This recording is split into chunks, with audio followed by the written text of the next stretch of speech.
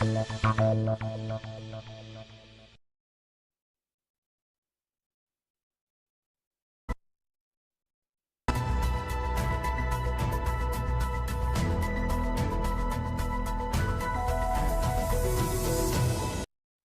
is unconvinced that the purported medical letter transmitted by Mr. Ofori-Atta through his lawyers to the OSP represents a medical report to the effect that Mr. Ofori-Atta is incapacitated or is so sickly and invalid to the extent that he is physically unable to return to the jurisdiction without imperiling his life. The OSP declares Kenneth Nanaya Ofori-Atta a wanted person. He is a fugitive from justice. The OSP will take all necessary legal steps to secure his return to the jurisdiction and attendance at the OSP. And this is to Mr. Ofori-Atta. You have two choices. You can either return to the jurisdiction voluntarily or the OSP will enforce your return. Mr. Ofori-Atta, the OSP did not raid your house on Tuesday, 11 February 2025. Our intelligence points us to state that the purported raid on Mr. Ofori-Atta's residence was staged, or at best, an imposter action in an attempt to court disfavor for the OSP and to derail the investigation. On macroeconomic recovery and fiscal governance, Ghana's economic outlook is rebounding steadily. Our administration remains committed to restoring macroeconomic stability through prudent fiscal management, enhanced domestic revenue mobilization.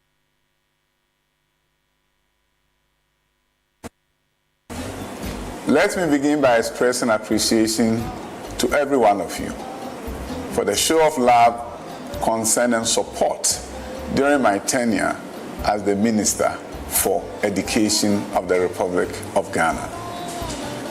The last few months, wherever I go, people will come to me and tell me how much they appreciate the work that I did for this country.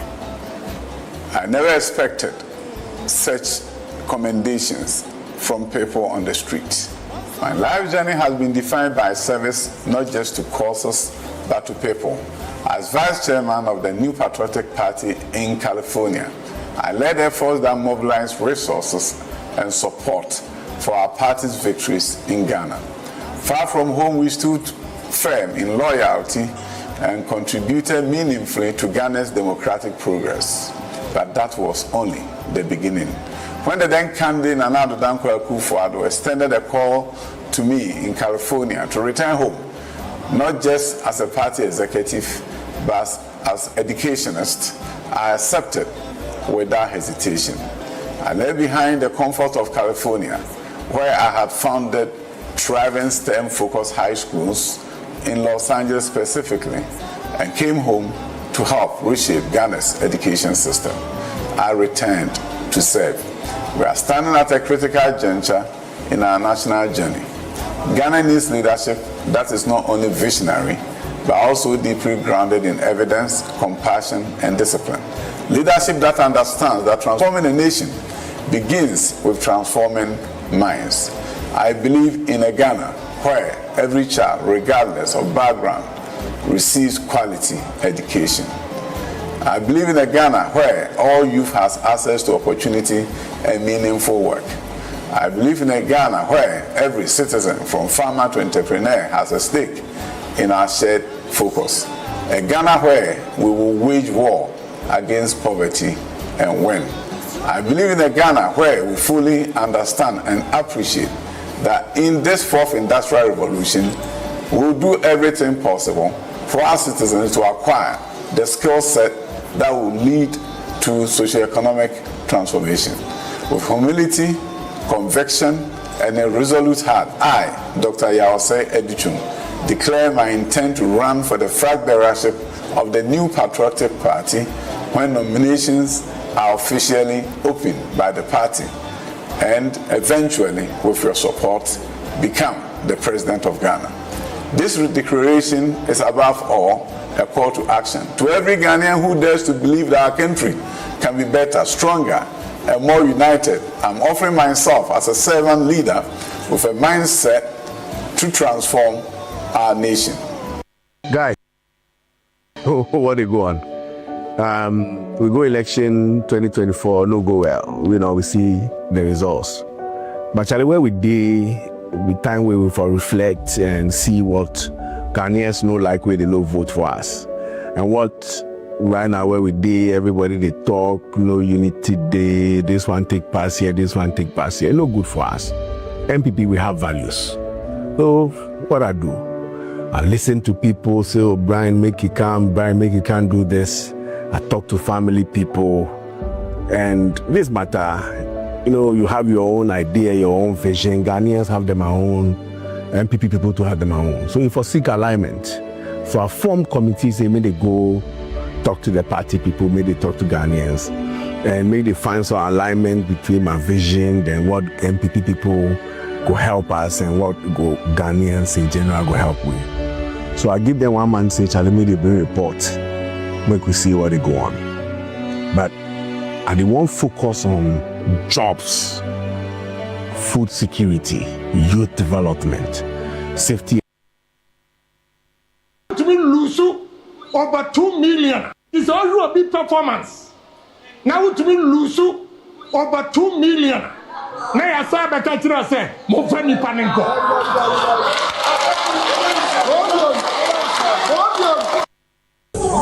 And so that tells you that a very significant members of parliament have declared their support for me. And I just want to use this opportunity to thank all of them. The leader of the group here is Amprechu, who coordinated this, the MP for Bampong. And I believe that this is going to be very, very important because the members of parliament, as you know, control the constituencies to a large extent. And well, the New Patriotic Party has been busy this week. You've seen all what we have showed you. The individuals who have declared their intentions and others who have commissioned committees to test the ground for them to decide on whether to contest the flag bearership or not. Well, the party has decided that January 31, 2026 is a date that they would want to organize the presidential primaries to elect their flag bearer for election 2028. Now, this decision has attracted a number of reactions within the party as well. So stay with us. We'll have a conversation. If the national executives of the party have been explaining and justifying this decision by the National Executive Committee as to whether or not that sits well with some of the other candidates, presidential candidates who contested prior to the 2024 election. That's a fundamental question that we will get into this morning here on Key Point, and then also find out especially what this is expected to achieve. What is the end objective? We'll have some persons join us who would have a conversation this morning here on Key Point. Also, this morning, the Human Rights Court earlier within the week dismissed the interlocutory injunction filed by former Finance Minister Kenneth Nanayao Oforiatta to restrain the special prosecutor from declaring him wanted. He's been declared wanted already, and as you do know, Interpol has also listed him on the red list on the website. But the lawyers of the former Finance Minister on March 27 filed this motion asking the High Court to order the Office of the Special Prosecutor to remove his name from the list of wanted persons. Now, Ken Oforiatta averred that the OSP breached principles of administrative justice by continuing to display his photograph and personal details on its official website and social media. So this matter, then subsequently we saw the wife of Ken Oforiatta and also the family issue another letter updating us of Ken Oforiatta's health status. Understand he went through a successful surgery last Friday and he is recovering. Now we got a hint of how long it will take for him to recover. We understand 3 months minimum, 3 months minimum. And that's according to his wife. So then question is, what next? after this update. What is the special prosecutor thinking about? Stay with us. We'll have a conversation this morning. Also, in as much as we are not at war, that's clear. But then the Israel-Iran war exposes us to many other things, including how this would impact on our economy. We'll have a conversation this morning because we were here when we saw how the Russia-Ukraine war impacted on this country extensively. So, how exposed is Ghana to the Iran-Israel conflict that is playing out there?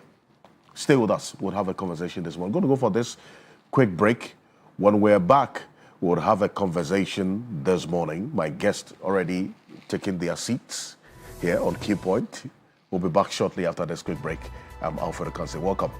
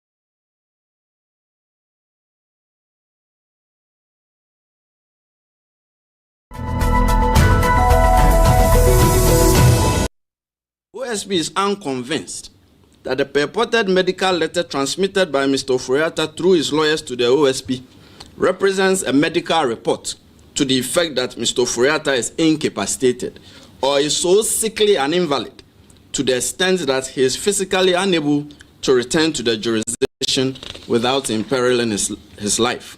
The OSP declares Kenneth Nanaya Ofori-Atta a wanted person. He is a fugitive from justice. The OSP will take all necessary legal steps to secure his return to the jurisdiction and attendance at the OSP. And this is to Mr. Ofori-Atta. You have two choices. You can either return to the jurisdiction voluntarily or the OSP will enforce your return. Mr. Ofori-Atta, the OSP did not raid your house on Tuesday, 11 February 2025. Our intelligence points us to state that the purported raid on Mr. Ofori-Atta's residence was staged, or at best, an imposter action in an attempt to court disfavor for the OSP and to derail the investigation. The first press conference that the special prosecutor addressed on the matter of Kenneth Nanaya Ofori-Atta. Now, subsequently, we've seen a number of events happen, including the relisting of him as a wanted man, or the redeclaration of Kenneth Ofori-Atta as a wanted man. Then we saw Interpol also accept the special prosecutor's request for him to be listed on their website as a wanted man. We've seen that play out over time. The family, the lawyers have been consistent that, well, he's not well and he was due for a medical surgery, operation sometime in March. Now we are seeing some, from those who have been looking at it, reconciliation of facts, or in the words of others, inconsistencies that have to be clarified by either the family or the lawyers of Kenneth Ofori-Atta themselves. This week, a number of things happened. The Human Rights Court threw out a case that Kenneth Ofori-Atta brought against the special prosecutor, seeking a number of reliefs. Well, these are the reliefs as far as we do know, and this is it. First off, he was seeking a declaration that the defendant's actions, that is the special prosecutor's actions, constitute trespass and a breach of privacy, general damages for trespass and aggravated damages for the breach of privacy, a perpetual injunction restraining the special prosecutor, his agents or assigns from entering Kenneth Ofori-Atta's property again. Because at the time, the thinking was that it was the OSP who commissioned or led that search in Kenneth Ofori-Atta's house. It eventually turned out that it was not the special prosecutor, as we got to know, or engage in similar conduct, a perpetual injunction restraining the defendant, that the special prosecutor, his agents or assigns from entering his property again, and then also engaging in similar conduct. Well, eventually, what we got to know over time is that after this decision by the court, his wife also granted an interview. And then there was a letter subsequently from the family to give us an update on how Kenneth Ofori-Atta is doing. This is the letter from the family. And the letter indicates Kenneth Ofori-Atta undergoes successful cancer surgery. The doctors are pleased with how the procedure went. That was last 2 weeks, Friday, an over 4-hour procedure, and will now place him on a postoperative regime. Now, Kenneth has always been resilient, but this has been very difficult, with the OSP choosing the period just before his surgery to declare a red alert on him. Kenneth is bearing up well and focused on doing whatever he can to be restored to good health. Our family is truly grateful for the support and prayers of many people and pastors. That's signed Professor Mrs. Angela Ofori-Atta. That's Kenneth Nanaya Ofori-Atta's wife. Subsequent to that, then she granted this interview indicating a number of things. One, that his wife, that she put out. First off, quote, he's going through the steps of recovery. He's in quite a bit of pain. He has to walk gingerly. We have to make sure his wounds don't get infected. This is what she said, Professor Angela Ofori-Atta said on Joy FM. And the communication code with the special prosecutor was that there would be a biopsy in March. And that happened in March. And thereafter, there were tests on the sample taking, and it was clear that there was cancer in the prostate. And then the surgery was scheduled for June 13. This is last 2 weeks, Friday. We first told the OSP that we were in the United States, and therefore we could not be available for the first date he gave us. But the OSP wanted a date. The biopsy is a surgical procedure, and so there was a surgical procedure called the biopsy in March. Quote, the reason was to get the samples test and know what exactly is happening. And then surgery was scheduled. The Ken we all know does not run away from accountability. We know that through the censure, he talked in the public and about his work.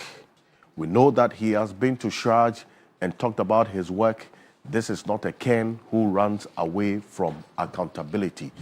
She goes on to indicate that I asked the public to remember when they heard him speak, quote, he does not shy away from facing up to the issues. If I were to make the choice, I would make it again.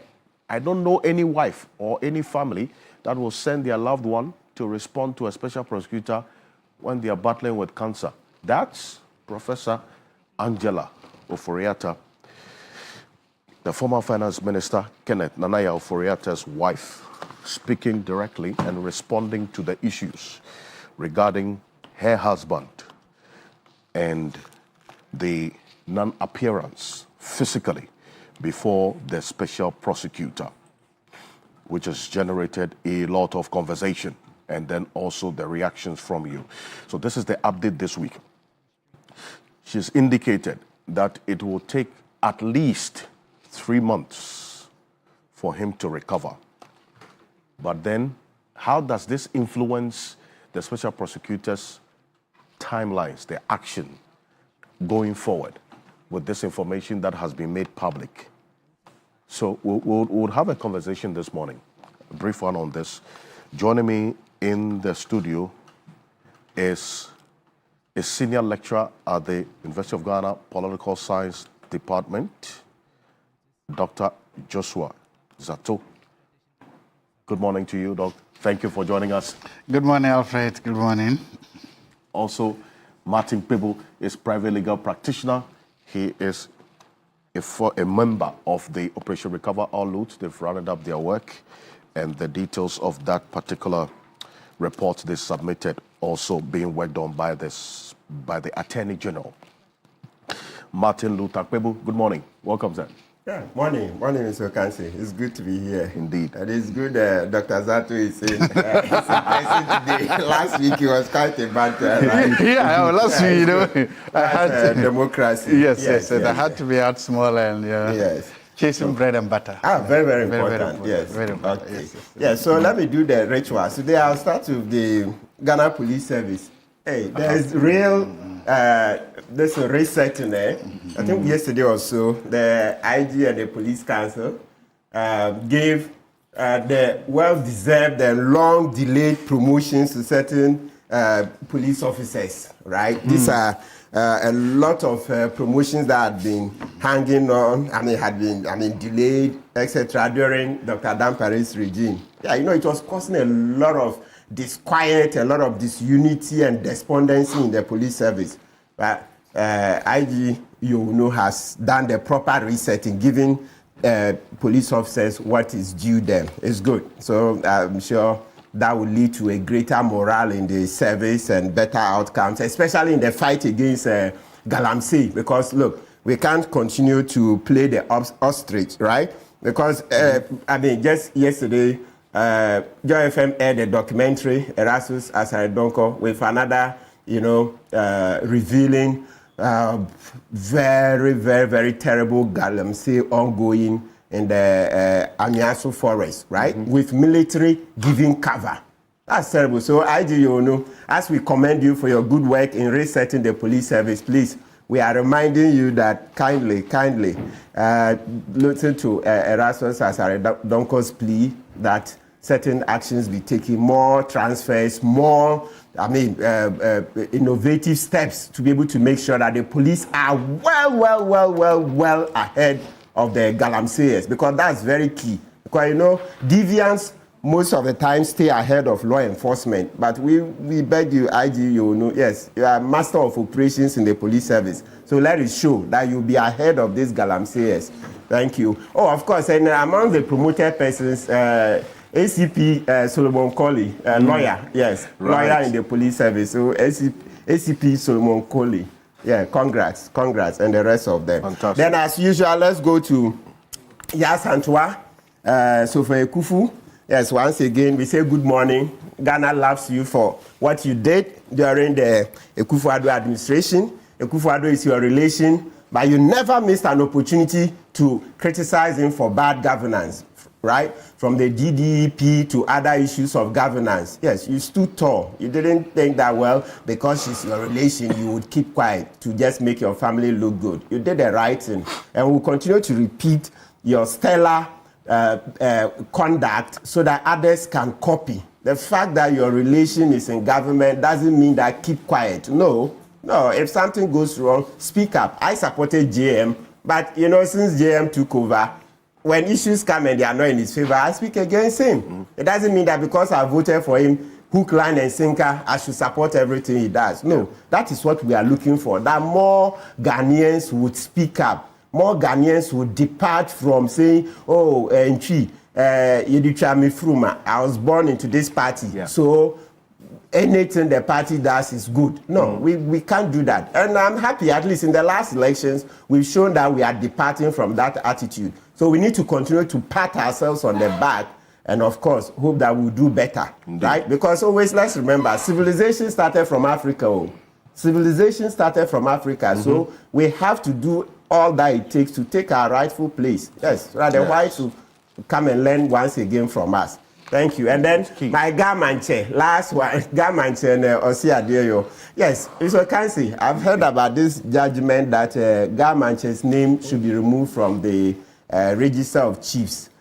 So I'll have to find a way of continuing to laud him for the Cecilia Adapa matter without saying that he's Gamanche. I understand they are challenging it too, but in the meantime, once there is not been, let's just say, I'll find a way to navigate it. All we want to do is that at least Gamanche was Gamanche, properly so called, when he was fighting the Cecilia Adapa matter. So we can continue to laud him, and so he should not be taking that we are going against the judgment in any manner. We want all attention to continue to be on the Cecilia Adapa matter, continue to give it traction. As Mr. Raymond Archer tries to, restart the investigations. Thank you. Now that he has requested that all the information from the special prosecutor be given to him. Absolutely. At least that's what Kisija Bing said. Absolutely. He said he had taken it. He had sent it over. So the file is with Mr. Raymond Archer. So, Mr. Archer, good morning. More fire, please. Let's get to the bottom of this matter. And finally, Osia Adeoyo Ajimambedu the second. Thank you, Domahini. More fire, more of the independent thoughts. Yes, more of the independent thoughts. The fact that you're a chief and a high court justice doesn't mean that you can't express your opinion on matters of national governance. Please, more of those. Thank you. Indeed. I appreciate you also as well. And as I indicated to you, a number of other guests will be joining us virtually and also in person. Now, this is what Kenneth Oforiatta's wife has put out earlier in the week. Let's put that on the screen. I want you to take a look at this. And that gives a clear indication of what the family intends to do going forward, especially with the update, the details that has been given about his recovery period, and then also what he has gone through at least over the last 1 week or so, and then also what the special prosecutor, the position of the family, and about the special prosecutor's request, and what has to be done going forward. Also joining us is a professor of political science at the University of Ghana, Legon. There's an article you wrote that somebody sent me within the week. Very interesting, we'll get into. It's been a long time that he's been on the show, very uncharacteristic, but it's understood because he has to work for God and country, as he's always said. He is the Chief Executive Officer of the Ghana Shippers Authority, Professor Ransford Edward Van Jampo. Good morning. Morning, Alfred. You know, over the last couple of days, government, as part of the measures to address Galamsey, has said that all excavators that are brought into the country be registered before they exit the ports. Some excavators that have legally been brought to the ports have had to be kept at the port pending registration before the exit. But I know that it is also a requirement that to be able to bring excavators to Ghana, shipping lines would have to obtain the permit from the Minister of Transport. And I'm told that some excavators have been brought without compliance with this requirement. And so I'm sure government will soon take a decision about what should be done to those excavators that were brought to the country, to the shores of Ghana, without the prior permission from the Minister of Transport. But generally, these excavators that have been kept at the ports, pending registration, have caused some discomfort and uneasiness among shippers. And shippers have started complaining because of the delays.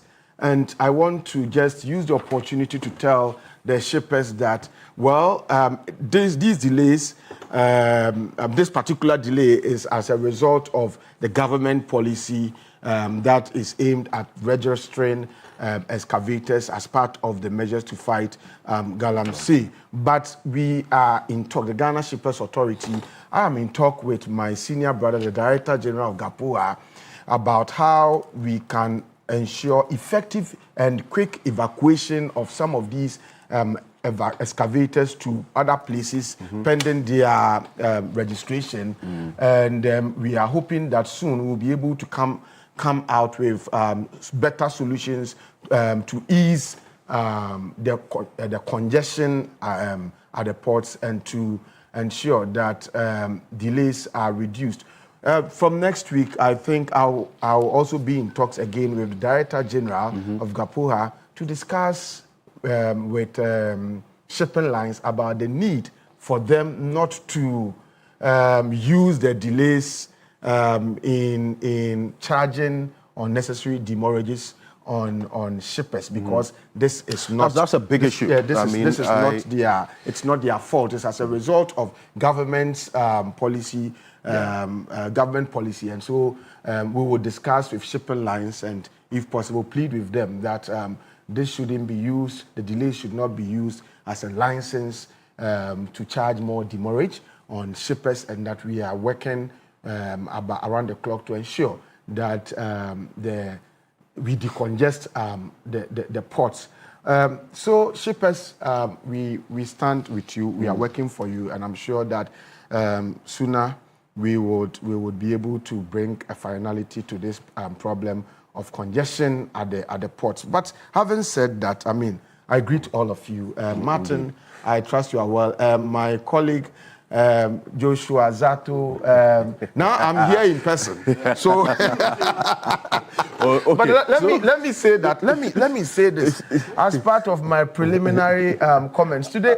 I'm going to tone down a little on some people. I don't want to mention their name, but I'm going to tone down on them because they themselves have reached out to me that, oh, please focus on your mandate and leave us alone. Indeed. I'm just going to leave you alone, but if you misbehave, I will deal with you. Okay.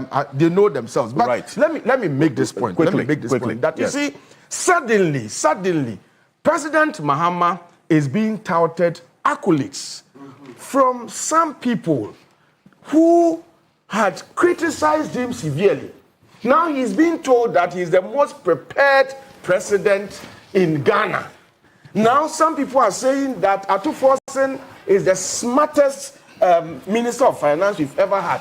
Now, some people are saying all manner of things. I want to say that, look, whether Mahama's accolades are touted or not, the reports of oral would be implemented, and nobody would be made to live in a fool's paradise. As if we are kids, all of a sudden, I mean, how? So you can continue to praise him. Well, if it is good, it's good. But the point is that we tell President Mahama that regardless of whatever people say about him, that he is doing well, that he is the most prepared president, now people have started taking to a certain posture. And it is curious, and I'm surprised. Yes. But we are saying that, look, we will collect our money. Wherever monies have been kept, we'll collect our money. Even if you praise him or you don't praise him, the right thing would be done. And it's important that we put this on record and we let President Mahama know that he should not be swayed. Attorney General and all of you, don't be swayed by these things. Let us go and get to the bottom of everything that is being, every matter that is being investigated, regardless of whoever is involved. Thank you. Well, there was a petition that not a petition, but a notice that I received from some persons to you, Professor Jampo, Ghana Shippers Authority, about the demurrage matter. Yeah. So it's good that you even went ahead of me to say, but that's a concern that has been raised by quite a number of people. I received an email ahead of this conversation this morning, knowing that you were going to be here in the studio. So the dear shippers, we are working for your interest. We are concerned about the demurrage, and we are also, like I said, going to have a meeting, including the shipping lines, and we would hope to be able to make sense to them that, look, this particular delay is not your fault, and that it's as a result of government policy. Okay. And the policy is well intended, but it may have its issues that it may have created, especially the congestion of the port. So we hope to be able to convince shipping lines that they should handle this particular matter with a certain clemency, so that we don't impose unnecessary demurrage on shippers who didn't cause, the problem. Well, Prof. Jato, all is well on campus? Yes, I didn't get. I want to get more into the initial brief comment, the rituals. Right on. Something tells me that the three of us are going to be meeting here a lot, often. Oh. Something tells I can read. A soothsayer told me that. We'll stay alive. Why not? Yeah, exactly. So because of that, it means these things are going to happen a lot. Certainly. So. Thank you. You just talked about the Galamsey, and I think it's very good. This week, the civil society organizations in the Galamsey fight have come out with their verdict. We are losing the war. It's an existential threat. We are losing the Galamsey war. That is not. We have not even begun to turn the tide. We've not even begun to see any. The most basic of results showing that we are doing well. And they are complaining. They have told us that we are losing the war. Whatever they are asking for, please, I think that we need to treat this thing. You see, we are likely going to forget. We are getting into a political season before now, and when that happens, such important things may be pushed to the background by the media because, they are always chasing the next headline. So please, we are losing the Galamsey war. Everybody is saying, every independent person, they say we are losing it. We need to redouble our efforts. We need to go out there and get something done. Now, the second thing I want to talk about has to do with farmers. And especially farmers, those who farm what we eat. Food inflation has always been a very big problem in Ghana.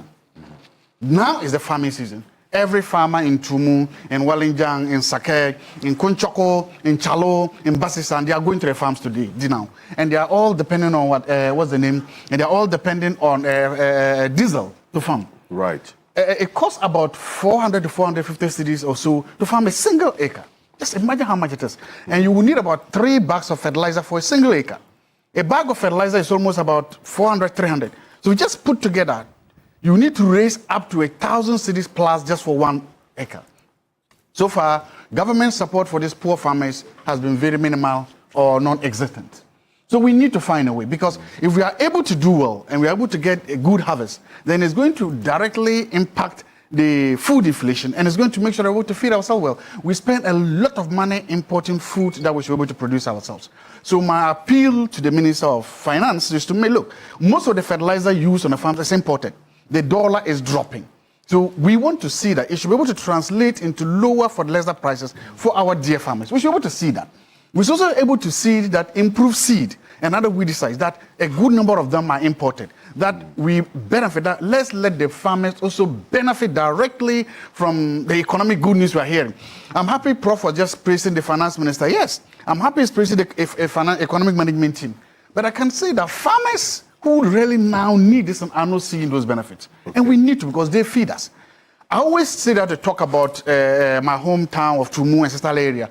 Not because I'm just from there, but because it is one of the leading maize baskets of this country. Right. The best maize in Ghana comes from Sistala land. And Sistala land has West Road. And this is one thing that I've said publicly on record. When MPP was in power, I told them, you are failing Sistala land, you are failing the roads. Government is promising a big push. My big prayer is that, Prof, you will help me to lobby the government. Martin, help me lobby the government. Alfred, help me lobby the government. Let them do the salary routes. The two of them will do that. No, you two will help. You can use your media. So that, because if we improve those routes... Why the two of us? Yeah. No, he's closer to government. Jumper will help. If you do that, if we improve those routes and access to agriculture, it will affect the quality of the kenke or the banku you are eating. It will affect the price of the kenke you are eating. It will make sure that food inflation generally comes down. At the end of the day, it will put some good money in the pockets of farmers. I'm a farmer. Right. I'm trying to do some farming myself, so that's it. Finally, I hope that, you see that I'm surrounded by Professor Jampo and Martin. I hope they don't gang on me, and I hope they don't, throw all their fires at me and try to cow me into docility. No. I hope they do it. But thank you very much, and let's start. Just a little small point. A little small point. Okay, quick one. On the Galamsey issue. I think. We're going to deal with it later, but now that let's just a little small point to say that a little small point about that. You see, I think over the last 2 weeks, I've been involved with dealing with the Ghana coalition against Galamsey, working with them together. We wrote to the president saying that yes, some work has been done, in the fight against Galamsey. But it appears that the more they are fashioning out initiatives, the more the thing is festering. And also that there are some party kingpins who are involved in the menace, and now they have started fighting the minister, and they have started fighting even the IGP. And so we wrote to, I played an extensive role, if you ask Ken Ashigbe and Awula, they will tell you, in drafting a letter, writing directly to President Mahama, that we want to meet with him ourselves and have a face-to-face conversation with him on this matter. He's responded.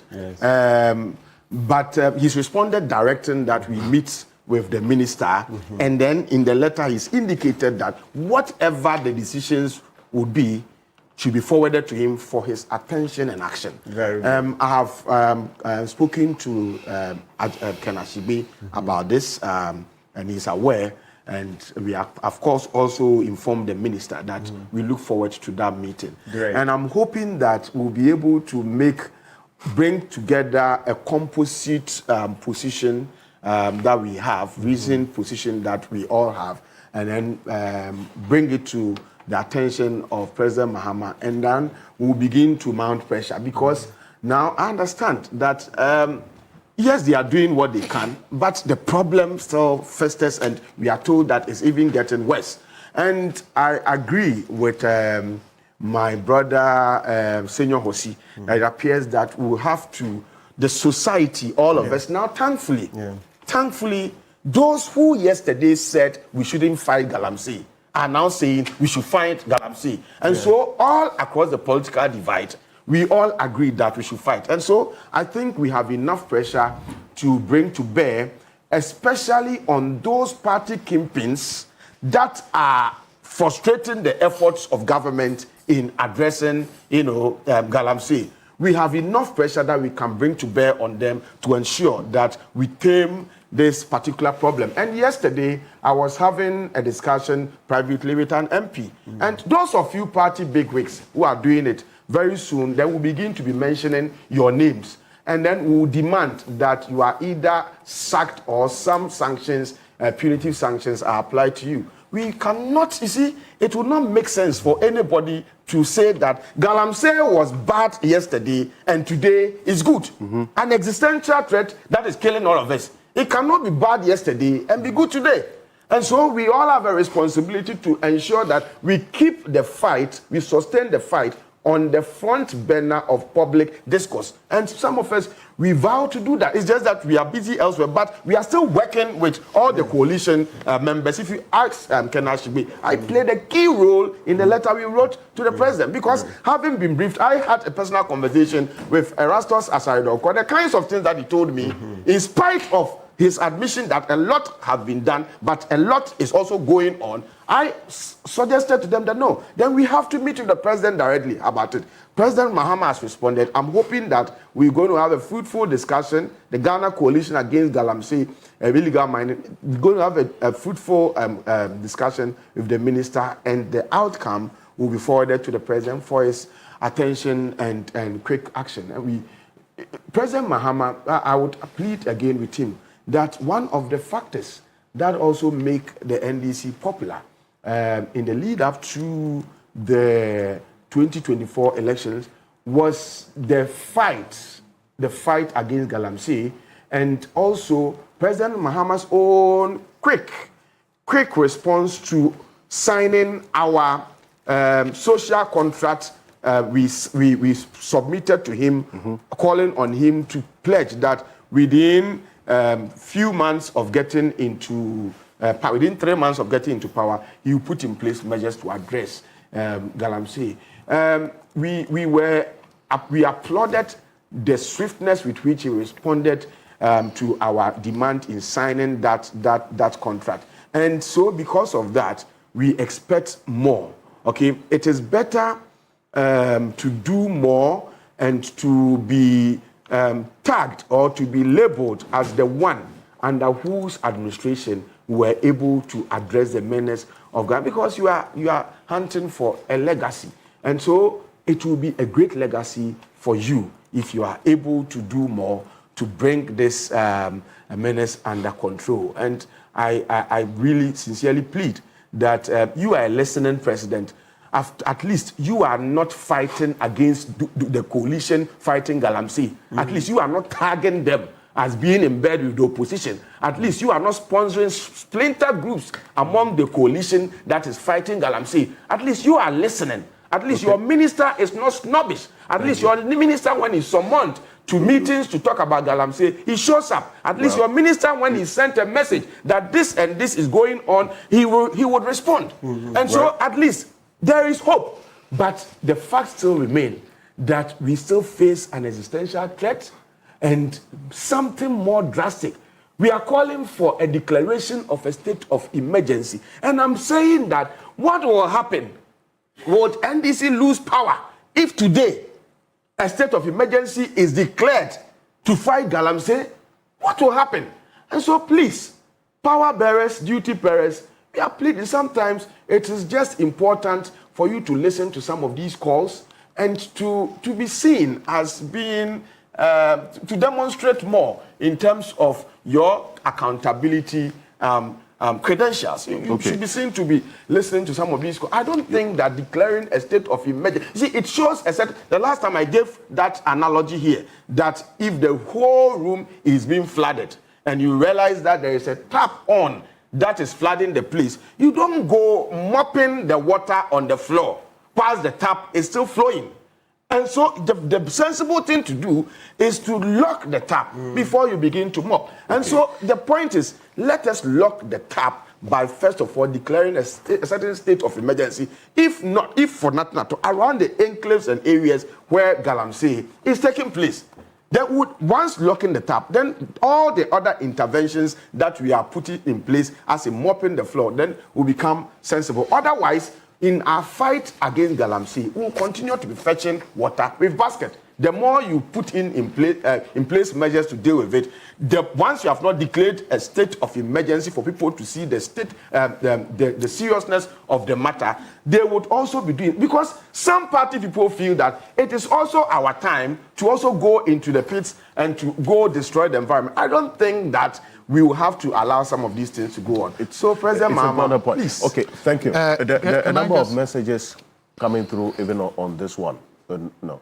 Dr. Zato, you wanted to... Yes, I just want to say that, thank you. I'm happy that Prof and all of us here have agreed that Galamsey is an existential threat, we should do it. But there's something that is happening. We are often told that His Excellency the President is a listening president. We've been told again and again. But the Ghana Catholic Bishop Conference have gone to meet the listening president. And they've told, listen, Mr. President, declare a state of emergency. He hasn't listened to them. The Ghana Catholic Bishop Conference have gone to meet him to say, Mr. President, repeal, not amend the LI. He has not listened to them. Prof is saying, he and the coalition, they've also gone to meet him. And they've all told him that, Mr. President, repeal the LI. He's not doing that.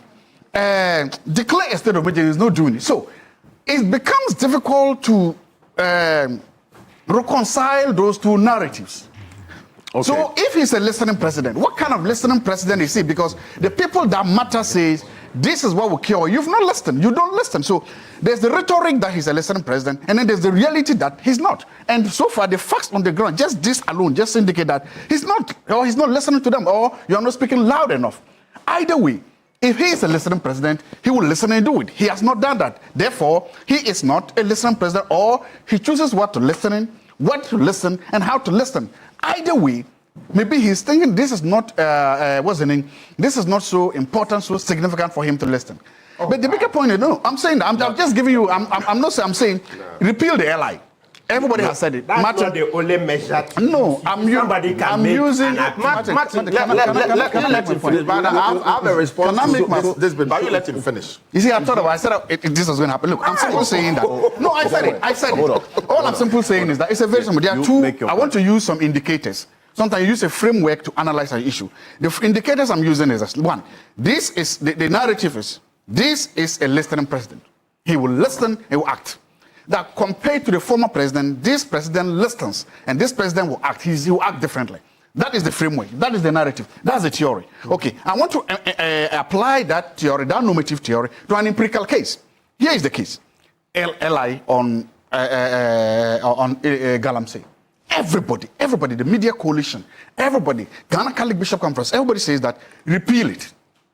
Parliament is back. We've seen Parliament even do emergency things. They use emergency to pass the D-levy.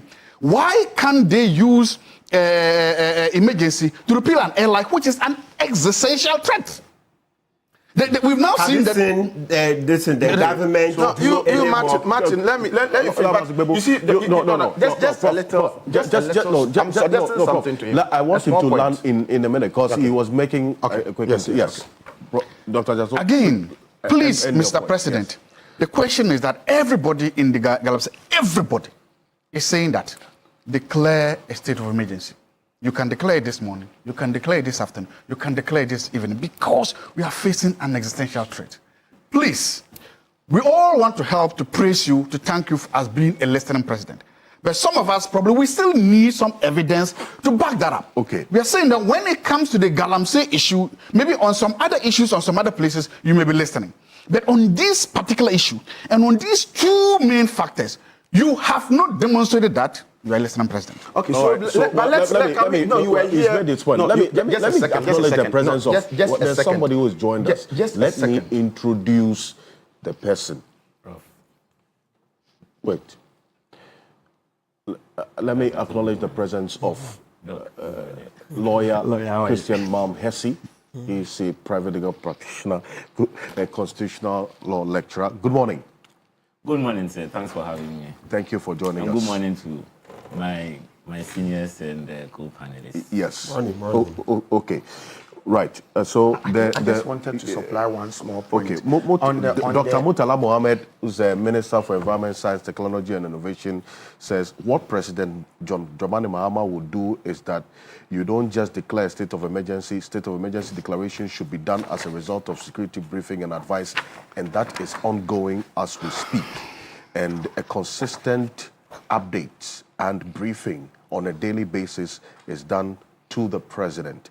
And I can assure you that the processes are already in place to ensure that the most potent measure beyond what we have seen now and the measures put in place to address it. Also, we must not forget the specific successes and improvements that have been chalked over the period when it comes to the fight against illegal mining. President Dramani Mahama has actually engaged those clothed with the capacity, security-wise, to advise him on these issues on a daily basis. So that is the information. Just a quick one. So Murtala, thanks for that intervention. But just to make the point that you are mentioning Catholic bishops and all other members, some civil society, who all maybe you may not be aware, but all these groups also are members of the Ghana Coalition against illegal mining. And I just told you here that we have written to the president, and typical of a listening president, he did not ignore the letter. He has written back and said that meet with the minister, and whatever the outcome of the meeting is, minister, bring it to me for my attention and action. Previously, letters written were not even responded to. You were not even dignified with a response. And so this is indicative, okay, of the fact that you have a president who listens. Okay. And so let us go, all the people you are mentioning, they are also members of the Ghana Coalition of against illegal mining. We've written, so we are waiting to meet with the minister, and I'm sure that after the report has been submitted, we'll see what the president will do.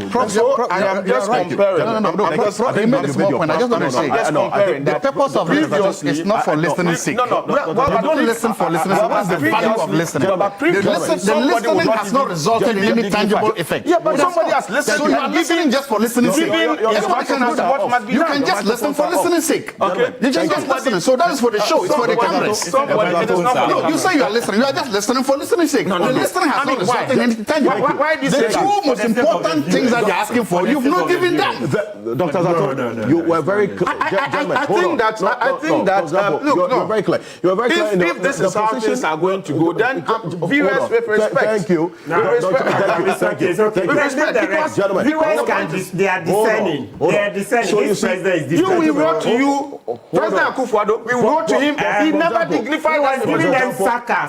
What do you mean? What are you talking about? And you have a president who responds and saying that, look, I've heard what you are saying. I'm ordering my minister to do X, Y, Z. And you are comparing and you say you're still not listening. You have indicated what is your understanding of listening then? You have indicated what you have done. Thank you. Now, Dr. Zato, when you were talking earlier, you indicated that you're going to have to make your point. I've been very consistent in allowing you to make your point to the end. I don't want the interjections. Okay? Yes. Thank you. I respect that. So that we would have a free-flowing conversation. And I'll make sure that when it is your turn to speak, I will give you the time to do that. Thank you. Without any interjections and obstructions as well. Okay? Right. Lawyer Martin Bebo, let me bring you at this point. On this matter of illegal mining, very quickly, while we round up and go into the next issue. Okay. Because this week, the Ghana Coalition Against Illegal Mining addressed the press on this matter, and a number of calls that they made, because it was on this program that Phyllis Kwatiofosu indicated that the LI 2462 will be repealed. Yes. Yes. When Parliament resumes. Yes. Parliament has resumed. Yes. It is just worthy that a reminder be put. Yes. And that is not out of place, is it not? Absolutely, yes. So they give the government a reminder. Yes, and it's not Felix, this Ofosu alone. Yes, they've all agreed. So it means that it's coming. But you see, listen, me, as a citizen, all right, what I look forward to is the reality on the ground. In the absence of the repeal of the LI, do we have a situation where with giving more permits to people to mine in the forest? Yes, no. Have we increased the activities that the repeal of the LI will curb? No. Because the key thing is that, and the president himself has repeated ad nauseum countless times, that there will be no mining in the forest. The president has repeated countlessly that there will be no mining in forest reserves, right? So, for me, even though the LI has not yet been repealed, it doesn't mean that I begin to say the president is not listening. Rather, I'll look at his actions. Has one single permit been issued that go mine in forest reserves? If we don't have, then it's okay. Let's give the government a bit of time.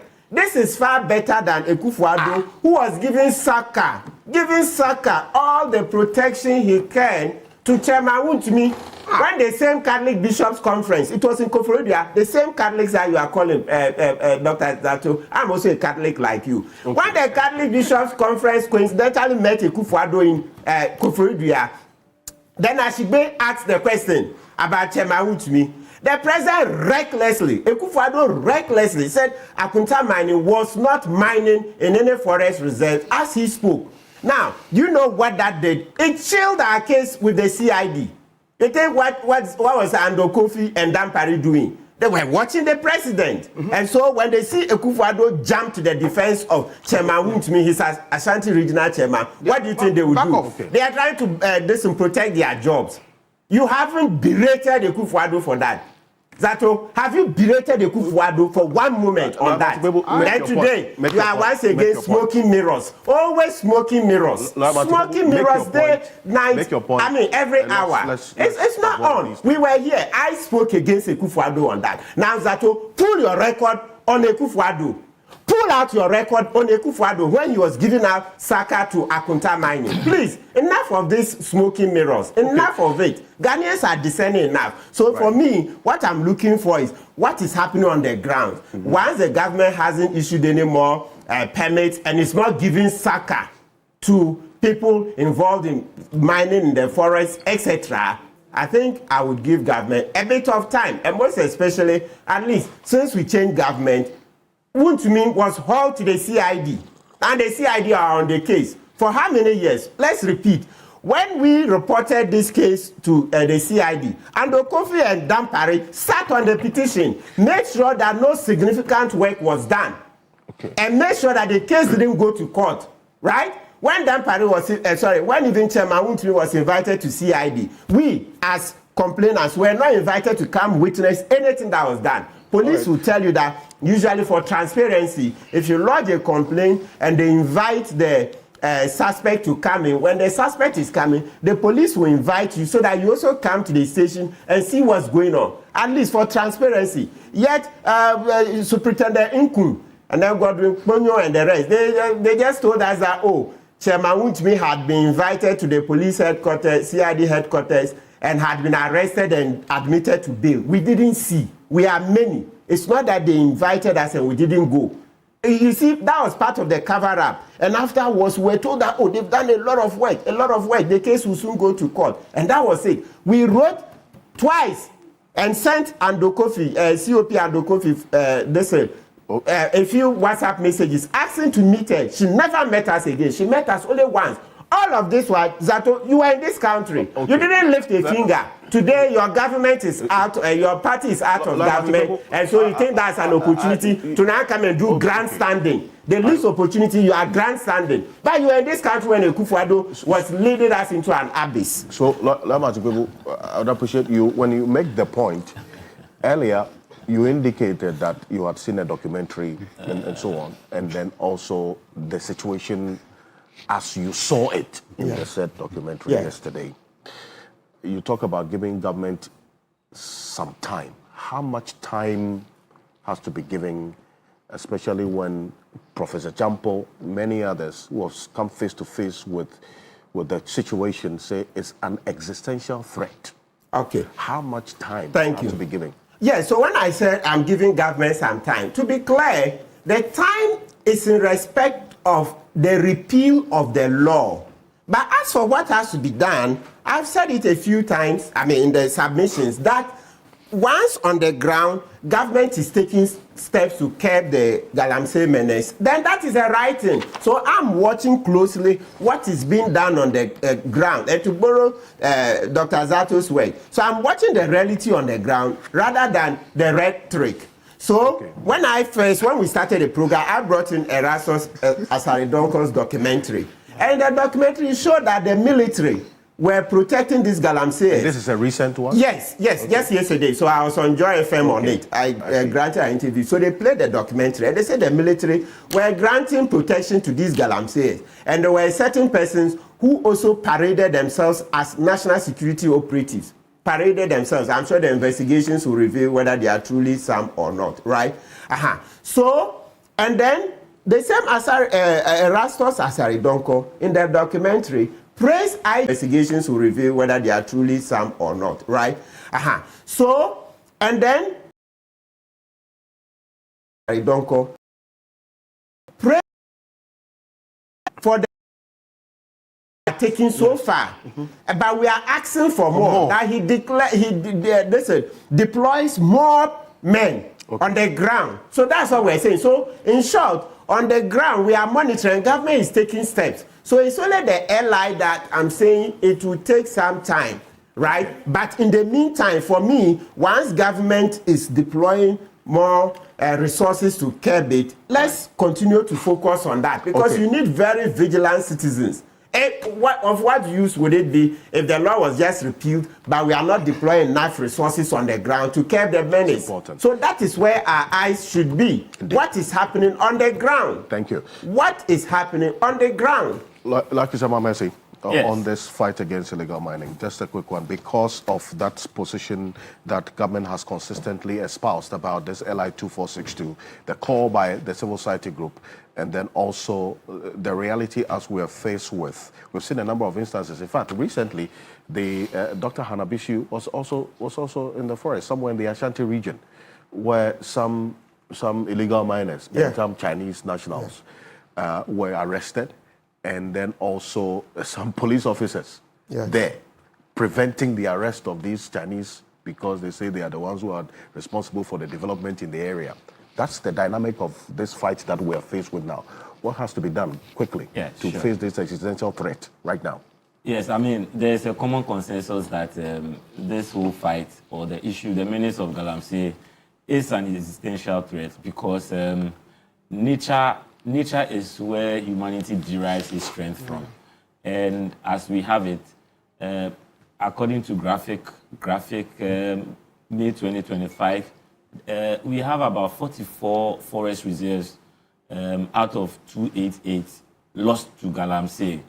And if we have majority of these areas covering our food baskets, it sounds to reason that these heavy metals would drip into the foods that we take and would have this inordinate cancers and all of these things rising up. It is not surprising that we have issues of liver, kidney, and weird kind of diseases coming out as a result of some of these heavy metals. We've had experts speak on this in terms of the medical front.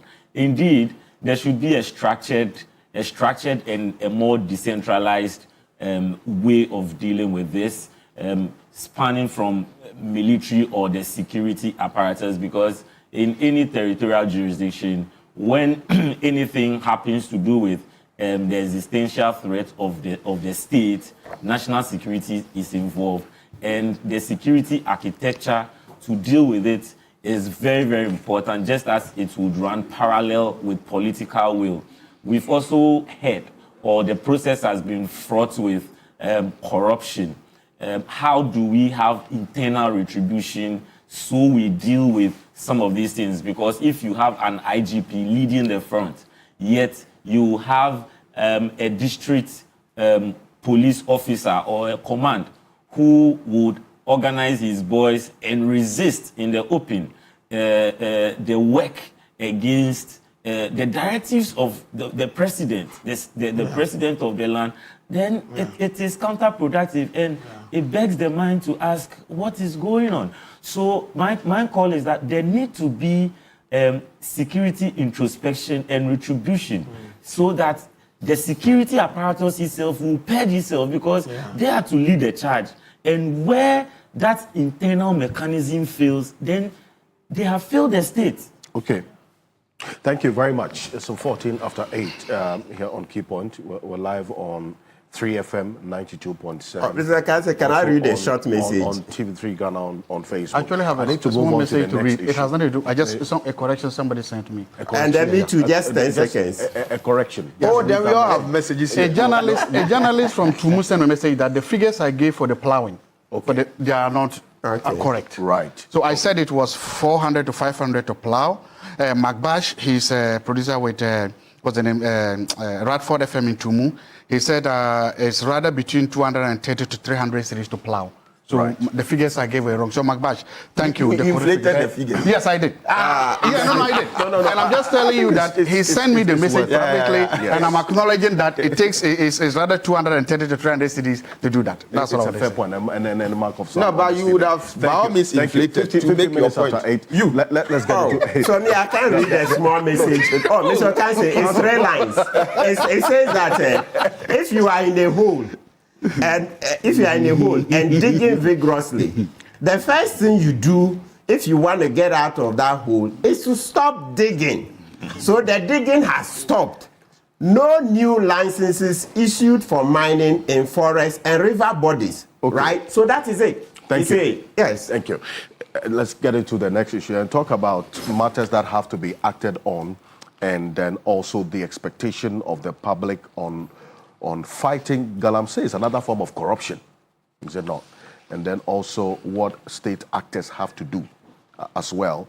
This week, we saw the Human Rights Court dismissing an application by the former Finance Minister, Kenneth Nanayo-Ofori-Atta, which sought to prevent the Special Prosecutor's Office from declaring him a wanted man ahead of the scheduled appearance on June 2nd.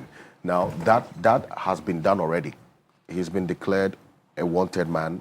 On the website of the Special Prosecutor, we checked, that wanted notice is still there. The Interpol also still have him on their website as a wanted man, but his wife has been speaking. He says that, well, he's been going through the steps of recovery. The surgery was done successfully over 4 hours. Last 2 weeks, Friday, he's in quite a bit of pain. He has to walk gingerly. We have to make sure his wounds don't get infected. Goes on to say that the communication with the Special Prosecutor was that there would be a biopsy in March. That happened. And then after there were tests on the sample taken through the process of the biopsy. And then it was clear that there was cancer in the prostate. And the surgery was scheduled for last 2 weeks, Friday. And then they first told the OSP that they were in the United States and therefore they could not be available for the first date that he gave. But the OSP wanted a date. And the OSP has been consistent even in his press conferences. And the Ken says the biopsy is a surgical procedure. She goes on to explain, and there was a surgical procedure that went through, and then eventually that happened. The Ken that we all know does not run away from accountability. Quote, we know that through the censor, he talked in the public about his work. We know that he has been to Shraj and talked about his work. This is not a Ken who runs away from accountability. I asked the public to remember when they heard him speak. He does not shy away from facing up to issues. If I were to make the choice, I would make it again. I don't know any wife or any family that will send their loved one to respond to a special prosecutor when they are battling with cancer. This is the latest on Kenneth Nanayo-Ofori-Atta from Professor Angela Ofori-Atta, his wife, via Joy FM. Now, Dr. Zato, start off with you, and I'll come back again just on a brief on this one. This is a matter that the special prosecutor has taken a position, and a couple of weeks ago, Lawyer Samidako was on this program, indicated why they need him in person. Now we're told that it will take at least 3 months for him to recover. So if all things being equal, what we're going to happen is that until after 3 months or maybe more, we're not going to have any progress made on this case if we're going by this communication from his family. Is that a fair deal to the state, especially because we need answers to all what Ken Ofori-Atta is being asked of now? Doc. Thank you very much. I don't know Ken Ofori-Atta. I've never met him in my life. I've never even had a phone call with him, so I don't know him. There's nothing that connects me with him. I don't know him. But this is what I know, or this is what I think. The day anybody raises your left or your right hand to swear an oath on the assumption of an office, that is the day you sign a contract, both a social contract and a real contract, you'll be held accountable for your actions and your inactions. So any human being, anybody, including Ken, who is being called to account for his actions and inactions, have absolutely no problem with that. Because you were, and especially finance ministers, they have been so powerful in this country and all over the world. A president will not make you a finance minister if the president doesn't put a lot of trust in you.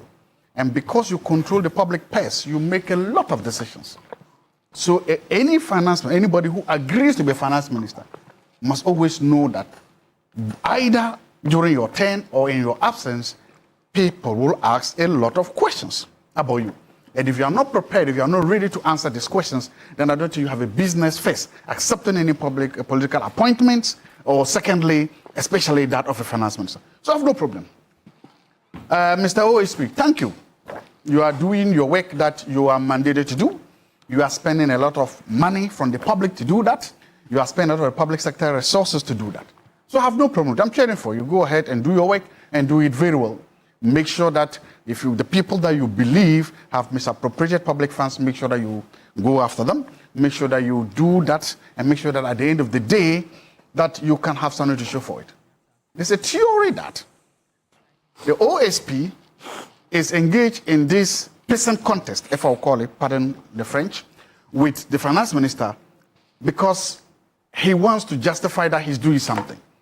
There's a theory that that office has spent a lot of money and wasted a lot of public resources, but has not got any major, significant, should I say, conviction or whatever to justify that.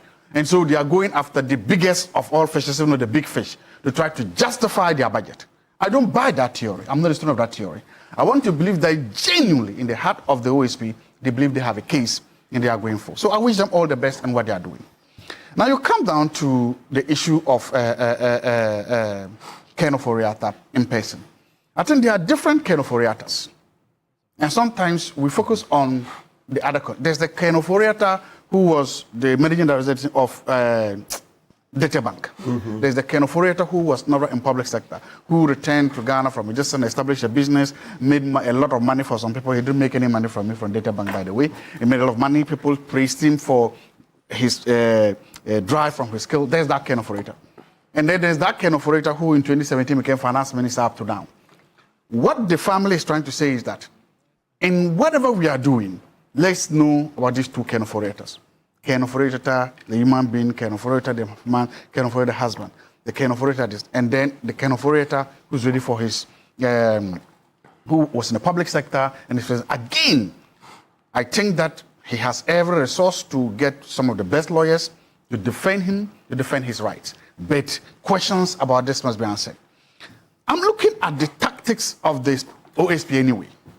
So far, you have issued a red alert for how many weeks? It's about how many? 3-4 weeks now. Mm-hmm. Now, today I went on the website of the Interpol. I'm looking at red alert. Mostly, there are issues of people that you can't get. They are not there. You can't get them. You don't know where they are. But this man says, I am in the United States of America. The United States of America is a finite space. So you know where he is. 1. 2. He says, I am sick. No, so I think I just have to put it on that some correction. The person says that's where he is, mm-hmm. but the OSP has indicated that he cannot go on that tangent to say that's where he is. here's what I mean. If you go to the OSP's website, the wanted notice has 6 locations, possible locations of Ken Ofori-Atta. 6 of them. Guyana, you have also the United States, United Kingdom, and then you also have, apart from that, Cayman Islands, South Africa, Hong Kong. These are the 6 possible locations the OSP says Ken Ofori-Atta might be. So based on this, you cannot say that the OSP knows where he is. Okay, thank you for that. Again, I want to repeat so that it's not known. I don't know Ken Ofori-Atta anywhere, and nobody should interpret whatever I'm saying as an attempt to defend Ofori-Atta. I think he has people, you've seen his family, his lawyer defending and protecting. No. Okay. I'm just talking about public sectors and how public institutions can or ought to sometimes reform and become better. Yeah. So he says he's there. He says he's receiving treatment. Now, if you say there are 6 possible locations, so the argument for the OSP therefore is that we don't know where he is. That's fair. But we're also in this country. I remember when they were trying to get the man facing the trial now, the national security guy, the signals guy. They were actually told how national security intelligence in Ghana tracked him. We were told at the press conference that they actually knew where he was, and even when he was at an airport and changed his flight, they knew. So I'm saying that the intelligence agencies in Ghana, is it possible for them to track Ofori-Atta too? Is it possible for them to say that based on travel record? Because I think that the intelligence and security services in Ghana, they can know these things. Even if he has another passport, they can know. Can they trace and then can they break? Because you see, when you see state agencies working together, it helps to make it look like you are not personally the case. Can they also tell us? Just like they told us that they followed Adu Boahen, they know where he was, they know where he's going, he got to Senegal, they followed him until finally they arrested him. That was perfect. The state agencies doing excellent. Can we also get a similar breakdown? If you don't know where he is, Ghana, the passport that we have can be tracked, can be traced. Can they do that? Because my point is, when you do this and then you tell the public what you are doing, it lets us all believe strongly that yes, you are genuinely out there, that you genuinely believe that the man is giving you false information and that you are proceeding on that false information. But right now, if he says, I am here, I'm at the hospital, in a fixed location, in a fixed address, in a place you know, then it means he's not missing. He's not in your jurisdiction, yes. But you know where he is, that is what he's trying to say. If you say you don't know that, I'm just saying that please, OSP, help us. Let the national intelligence, national security track his passport. And then they can tell us that, yes, we were right. He says he's in the United States, but we found him in Guyana, on the beach, chilling. He says he has cancer. But hey, look at that. We've seen him in a nightclub in Jamaica and Kingston having fun. What will be the case? Give us that information so that those of us that are sitting there and watching this will say, genuinely, the OSP is actually there doing his work, but that he's not trying to. But right now, it is better. He said. What is the middle ground? What is behind door number 3? National security should help us, please, and release some information about where he is exactly. And if it comes out that he's not there, we know who is lying and who is not. But right now, that information isn't. And again, I want to conclude by saying one thing again. Any man, any woman who swears a public oath to protect the public peace must be ready to hold himself or herself accountable. The figures being quoted are obscene, and somebody must be held accountable for that. Whosoever it is, let the chips fall where they may be. But in doing that, please, let's make sure that we respect people's fundamental human rights, and let's make sure we give full justice. I have absolutely no problem with the OSP going after Ken to bring him to justice. I have no problem after that. Thank you. What action of the OSP has violated Ken Ofori-Atta's rights, if it so be? I have not said any of his rights are violated. I have not said that. I've not said that. I'm not saying. I'm just telling you the small concern I think I have is that there are 2 different theories. The guy says, I'm in the United States and receiving treatment at the Mayo Clinic. Those are fixed addresses, fixed places. You can Google Mayo Clinic on Google Maps and see where it is. You can know physically where it is. National intelligence, national security can go to Mayo Clinic and use whatever clandestine thing they have to find if he's there. They can do that because we have spies in the United States. The government of Ghana has spies all over the world. We pay them to do some of these things if it's that important because the money is involved are so much that you can do that. He says he's there. I've not said anything has been violated. I'm just simply saying that. Give us something else to chew on. Something else that will say that Ken is lying. Or something else that will show that he's actually fileless because he says, I am here.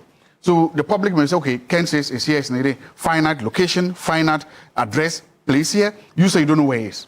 Go look there. Like right now, I'm here. I'm on TV3. So if you're looking for me at my house, I'm not there, I'm here. But if you come to TV3, I'm not here, and I'm also saying I'm not here, you can say I'm missing. I'm not missing. He's simply saying, I'm here. I'm the United States. I'm sitting down here. Come look for me. Come get me. If you all don't go, you can just say, okay, I know where you are, but I won't come to you. Come to me. That is also fair. The DSP can say, no, I'm not going to chase you to the United States, even though there's record, there's history. The history has shown that he has been able to go across the borders to talk to people. He says, I'm not doing that. He has a right, and I respect that right. That he chooses you, the one be interview, don't choose to tell him how he should handle his case. He should do it. So, but can we at least tell the public that, yeah, we all agree, you are in Yankee. We know where, but we are not coming to you, come to us. Well, can we agree on that? At least he is giving this 6 possible locations. But the fundamental issue I get you make is that we deserve some accountability. Exactly. And answers to the question the OSP is asking of Ken. Exactly. I have absolutely no problem, no qualms about that. He ought to be, and he should be able to come and raise his hand and say, I promise to say the truth, the whole truth, and nothing but the truth, so help me God, and then sit down and answer this question. I have absolutely no problem with that. Martin Bebo, this development this week, does listening to his wife, does it make Ken Ofori-Atta's case any better? It makes the case slightly worse. Why? Makes it slightly worse. Before I go to the why, let me put in this. So let's see if this satisfies Dr. Azato's question. So, Dr. Azato, the thing is that because of his previous conduct, which I'll be coming into briefly or shortly, we can't trust him. So your question that we should bring our information that he's here or there. So let's say if they were to find that he's in the Mayo Clinic in the US, then what? What's the next thing? What is that to do to the case? Yes. Well, then it tells those of us that are just sitting there watching that, okay, Ken is lying.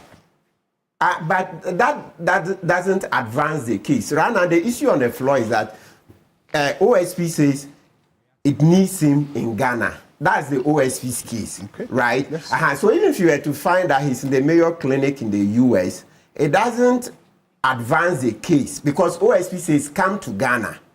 Come to Ghana. And it's because of his previous conduct that he can't be trusted.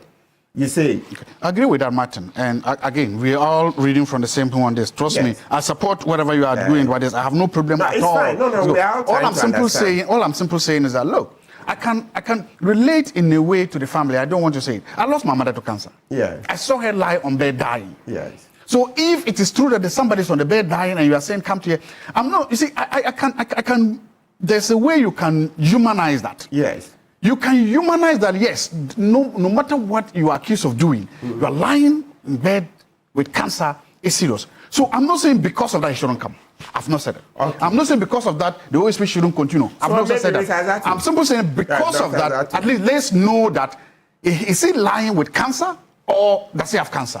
Okay. If he does, then you can say, it doesn't matter that you are sick, it doesn't matter that we can prove that you are there, we still want you here. Okay. I support that one too by the OSP. Okay, so Dr. Azato, so now I answer Mr. Ocansey's question, I also take on your concern. So you see, what is done, maybe as a further development of your argument, that means that if he has cancer, then should we take his offer that he wants to provide all the requisite cooperation, etc., in the US whilst he's recovering, etc. That's what it looks No, I've not said that. You don't want that. No, I've not said that. Okay. I've not said that. So I've said the OSP should go ahead and use whatever method he has to use. That's not up to me to decide what to do. All I'm simply saying is that if the man says he has cancer, at least can you tell us that it's true and is it? Again, let him. By the way, I am an ardent supporter of that school of thought. Okay, and his offer that we should take it. Yes, we should take it because. Martin, just answer this and continue. So my point is.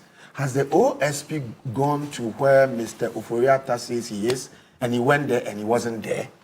Not that we've been informed about. Okay. So what is happening is that, so we try to, the key thing is that for me, because I didn't want us to lose time, and I still stand by that, I still think that the OSP should take his offer. The advantage, that's his offer that he wants to do video conferencing, etc. The real meaning of that, so please, it's not a video conferencing where I'm answering specifically, but the meaning of it. The meaning of it is that he wants to talk whilst he's still in the US, right? Before he comes to Ghana. And I say we should take it because the advantage is that, and there are ways to allow us to take it. You apply to the US government, blah, blah, blah. We have the Mutual Legal Assistance Act. We've referred to it in the previous weeks.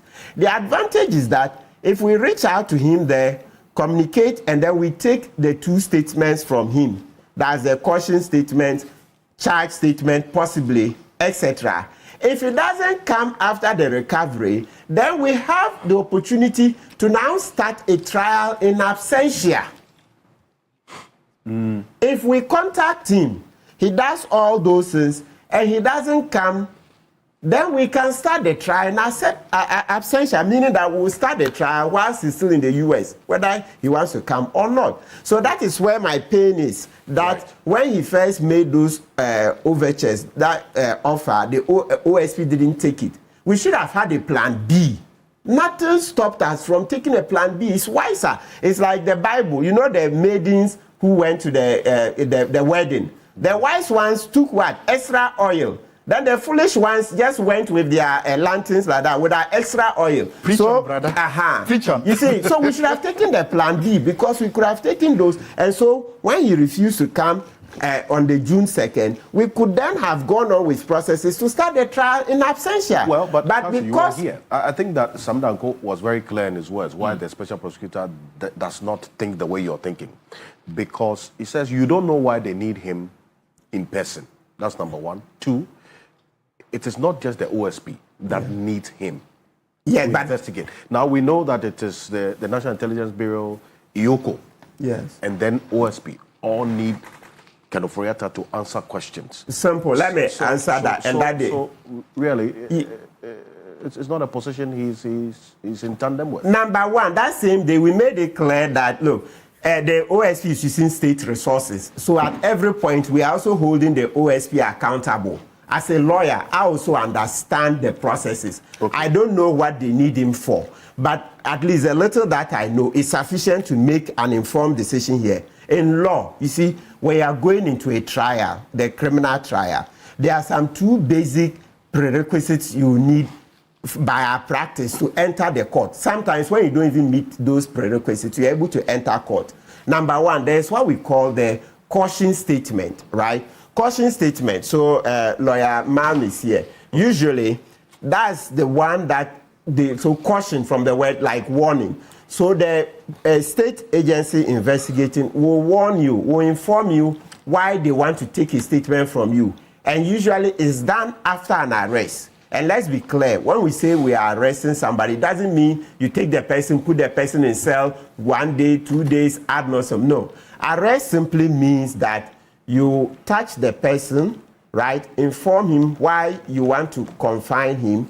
That, okay, lawyer man, touch wood, lawyer man, I'm arresting you for the offense of private gain, okay? Using public office, okay? Just paraphrasing. Anything you say will be taken down, blah, blah, blah, blah, blah, right? So we do the caution. Then after those warnings, he will write his response. So that is that exercise we are saying that can be done in the U.S. on our behalf by the U.S. officials. Or OSP can go there and take that statement. So you see why when he said he wants to do video, we said the meaning of it is that he wants to talk to us in the U.S.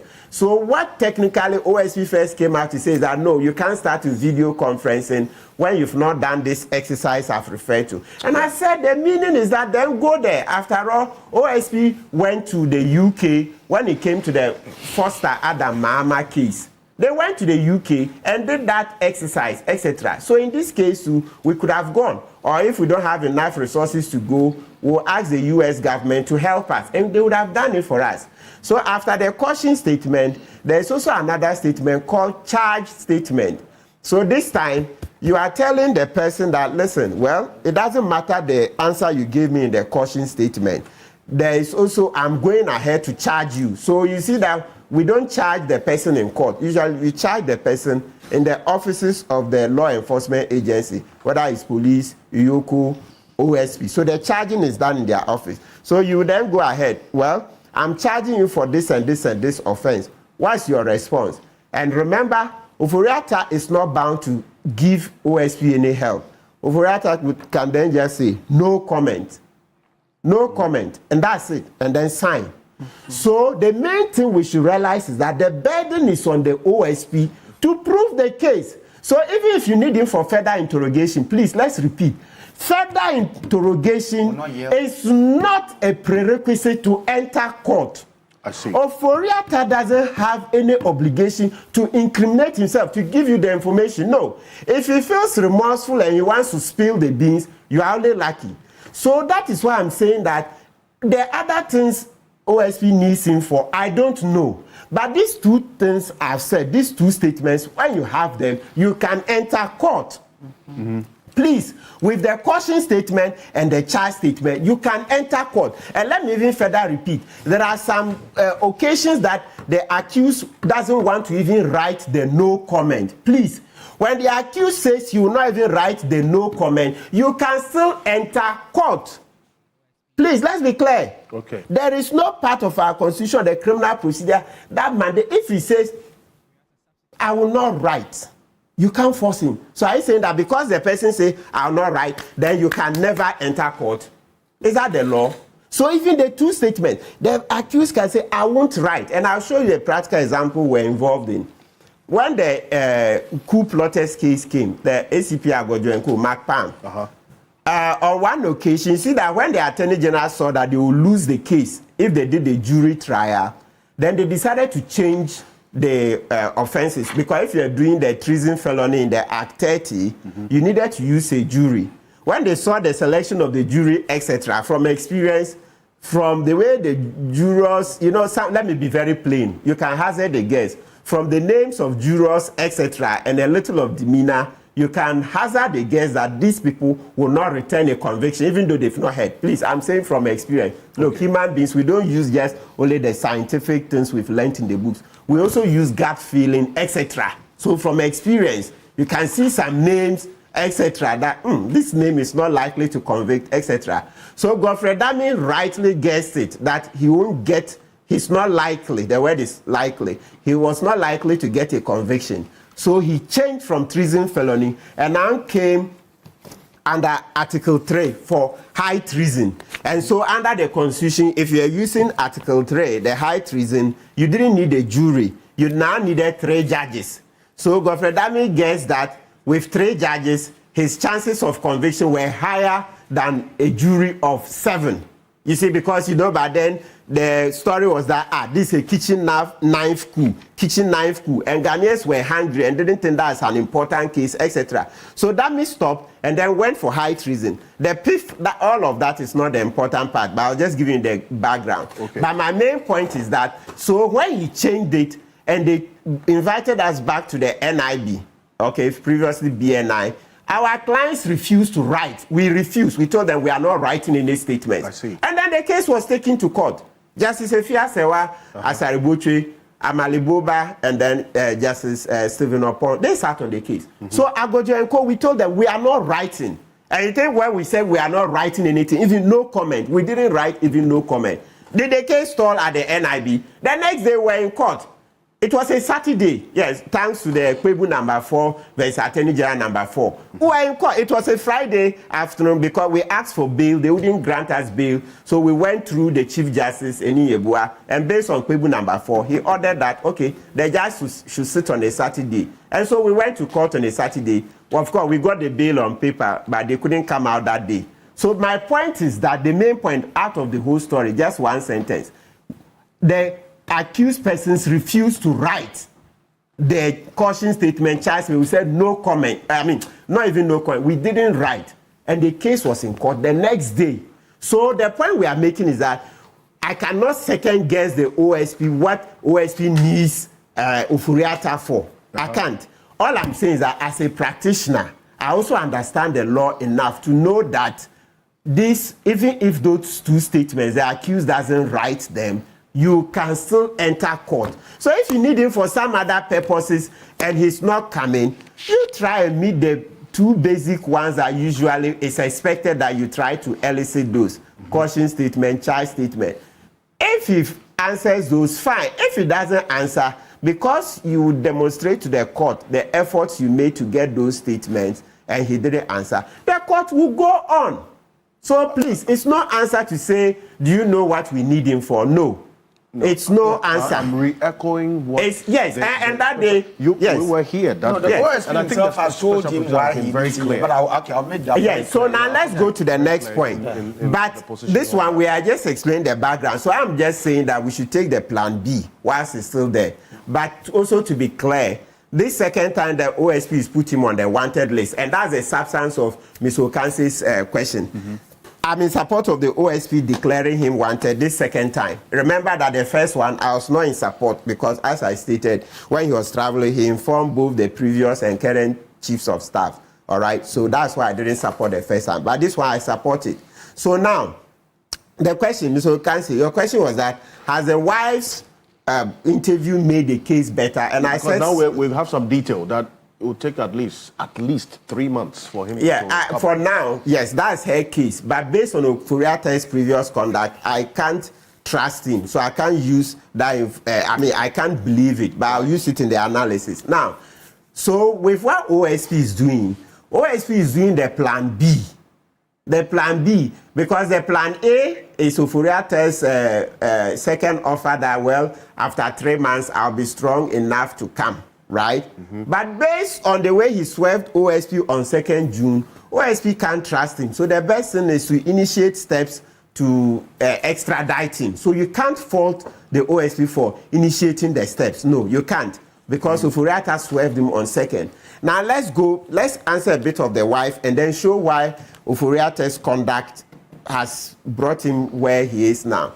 The wife says that, look, as I said, her interview made the case slightly worse because out of her interview, this is something she said.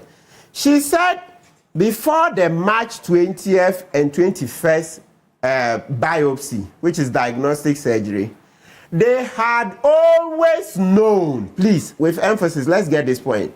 They had always known that if the biopsy came out positive, that's to say, if Ofori-Atta has cancer, they would need a major surgery, an actual surgery, as a cure of the cancer itself. Let's repeat, please, and it's in the tape. You can play it. So before March 20th and 21st, Mrs. Ofori-Atta is saying that they had always known that if the 20th and 21st biopsy turned out to be positive, that's there's cancer, he would now need proper surgery. Let's use Ghanaian English. Proper surgery to take care of the cancer. The biopsy is not. The biopsy, they took tissue to go test. You see? So somebody who always knew that 20th and 21st March was not the actual surgery.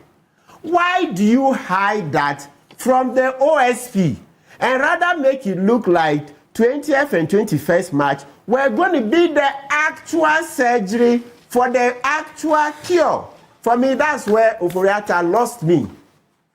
Don't misrepresent. Don't create an impression that 20th, 21st March were going to be the major surgery. And we are talking about events between February 12th and 18th. Ofori-Atta was declared wanted on 12th February. Then the lawyers reached out and they started negotiating. Then on the 18th, OSP announced that it would remove his name. And so it is in the course of those negotiations that Ofori-Atta made those statements, of course, through his lawyers, that he would go through surgery on 20th and 21st March. So having said that, when you always knew, the wife said they always knew. Mr. Abdallah, producer, please, can you? Yes. Explain that already. You've done it already. Yes. In the slides, as we just showed. Yeah, then please repeat it. Repeat it so that people say, you always knew before going into March 20th, 21st biopsy. For me, that's where they lost me. So you are suppressing facts. That's even be very charitable. Yes, other than saying misrepresenting facts. You are suppressing facts. You knew some very serious facts, very material. You didn't disclose. even though I want to say misrepresent, but because we are analyzing on TV, you let me be more objective to say they were suppressing by not disclosing that it is biopsy. You ask the doctors. Doctors have given interviews on this matter. A biopsy is not a major surgery. Yes. Why would OSP on 18th, between 12th and 18th June, agree to give you more time for biopsy, which is not the actual surgery? This biopsy was to open him and take tissue. Biopsy, and you say Kisi Jabe, would give you so much time, and there's so extra generous time. And this extra generous time, they themselves acknowledge it. Oforiatta's lawyers acknowledged it in a letter that the OSP had been extremely generous. Yeah. Why would OSP give you so much time for a biopsy, a simple procedure? Please, please. So for me, you would see that Oforiatta, true to his nature, didn't want to cooperate with the OSP. Maybe he knew that OSP would not take the offer of the video conference. That's why he kept throwing that one at the OSP. But when it comes to his substantive conduct, he's not cooperated. 18th, between 12th and 18th February, you tell OSP, I'm going to do surgery on 20th and 21st March. You are making the surgery look very big. Boom, it's a big surgery. And then OSP gives you a lot of time. Then you let that time come and pass. You don't tell OSP anything. Then the next thing you know, May 28th, not even a direct letter to the OSP, but in something Oforiatta filed in court. It's in that letter that Oforiatta is now saying no, he cannot come because he has the actual surgery on 13th of June. When you conduct yourself like that, you lose the law enforcement agency. Yes, you lose everything because your conduct so far is bereft of candor, is bereft of integrity, is bereft of any bona fides. No. Well, if you look at the 14th May 2025 letter of the Mayo Clinic, signed by one Ahmed Abdelarim, it's a medical doctor in the section of international medicine in Rochester at Mayo Clinic. He indicated in the second paragraph, a surgical intervention has been deemed necessary after the testing and MRI and biopsy procedures in March 2025. Council, so that's just to as it were, buttress the point you were making. Very good. And as I indicated in my February letter, so the biopsy was done in March. Yes. And we are corroborated that. Yeah, we are saying that the key point, let's not lose it, is that biopsy was represented as the major surgery. And that's how come OSP gave more time. But what is a biopsy? Let's put that on the screen. This is the Mayo Clinic's own definition of what a biopsy is. And Council, it puts in context something you said earlier. This is it. The Mayo Clinic's own definition of a biopsy, you find it on their website. A biopsy is a medical procedure where a small tissue sample is taken from the body for examination under a microscope, typically to diagnose a disease, especially cancer. So they did that and then they diagnosed the prostate. Excellent. I like the way you've repeated. Let it stay there so that viewers will continue to read. The tissue sample is analyzed by a pathologist to identify any abnormal or cancerous cells. Thank you. And you know, look, from the way medicine is practiced, etc., and I like the way his wife has been candid, they always knew. Please, the only word we can go, one of the words we should not forget to go away with is that they always knew that March 20th and 21st wasn't going to be the final, but rather after the results of March 20th, 21st, there would be a surgery. So why do you tell OSP, I'm going for a surgery on March 20th, 21st? Simple. You don't add that rider. Because who, from what you said, biopsy, please call the doctors who have granted interviews on this. Who, in its right senses, law enforcement agency, will give you several months for a biopsy? Oh, please. March 20th, 21st. And then OSP said, okay, take the whole of April, take the whole of May. Hey, for a biopsy, take 2.5 months and rather come back on the 2nd of June. No reasonable law enforcement agency will give 2.5 months adjournment in order for somebody to do a biopsy. Hey, then no court would ever conclude any case. Biopsy, please. So that's where Oforiatta lost the OSP. And so for that one, I'll support Kisei Jabe 120%. That look, don't trust this guy. Do everything by the books. Do everything by the books. And you know, true, of course, they say democracy is wisdom of the crowds. You know, there were people who said it in February when OSP granted the adjournment. Some naysayers said that, look, Massa, you lie bad. Oforiatta would not come on the 2nd of June. And they've been proven right. I've seen comments on social media where they say Oforiatta is just, you know, we say in Ghanaian English, deceiving OSP. And true, that's shown that he's just deceived the OSP. So please, they brought this upon themselves. The comment that which wife will advise the husband to go, all of that is not necessary. It's not necessary. When you've conducted yourself in such a manner that law enforcement agency cannot trust you, this is what you get. So all those comments, which husband, which wife would advise a husband to attend upon OSP, etc. No, we don't need that. We don't need that at all. And that's why we don't need that at all. Once she says she always knew, and not she alone, the family, they always knew. That they always knew was what they should have put before the OSP. And probably the results would have been different. If they had made all these disclosures, I would have been supporting them. Like I supported him earlier on. Though, if he comes to Ghana, you know, a lawsuit against him. I probably think they were believing that the results would be otherwise. Right.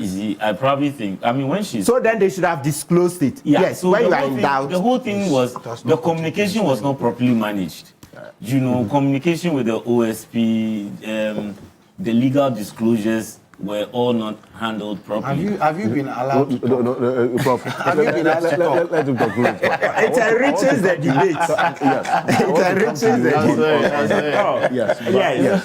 Sometimes let him enrich. You have your things back issue. No, but it enriches the debate. It's a fair point. Yes, so that's why I say, when you are not sure, just put all the cards on the table. Then that's what, remember, as I said, don't you see the first one? I repeat, remember the first one, when he was traveling, he decided to notify the chiefs of staff. And you see how much, you see Afenyo Maki was on the floor of parliament, and he stood strong on that fact that Oforiatta didn't flee from this country. He notified the requisite, or let's say the appropriate authorities, because that time, he wasn't aware of any OSP case against him. But because he knew maybe he would be needed for a thing or two, he decided to notify chiefs of staff. Okay. So you see that I have supported him on that one. That's how come the first time Kisei Jabe declared him wanted. I said, no, for me, I don't. Though I need him in Ghana. Remember, a lot of civil society organizations have sued him over the same SML matter. Yes. CDD, Media Foundation for West Africa, Ben Boachis, ASEP, etc. Right? Enyona Mabuchi, etc., private legal practitioner, have all sued him on this SML matter. You are a lawyer to one of them? Yes, I'm a lawyer for all of them. I see. But I have to be careful because posterity will judge. I won't say because we need him to come so that we can serve him, etc. Oh, then once OSP is doing extradition, I'll just jump on. No, we have to be fair to the facts because who knows? Maybe tomorrow it will be me, or it will be Lawyer Man, or Dr. Zatu. And I'll represent Zatu and take money. I'll represent you and take money.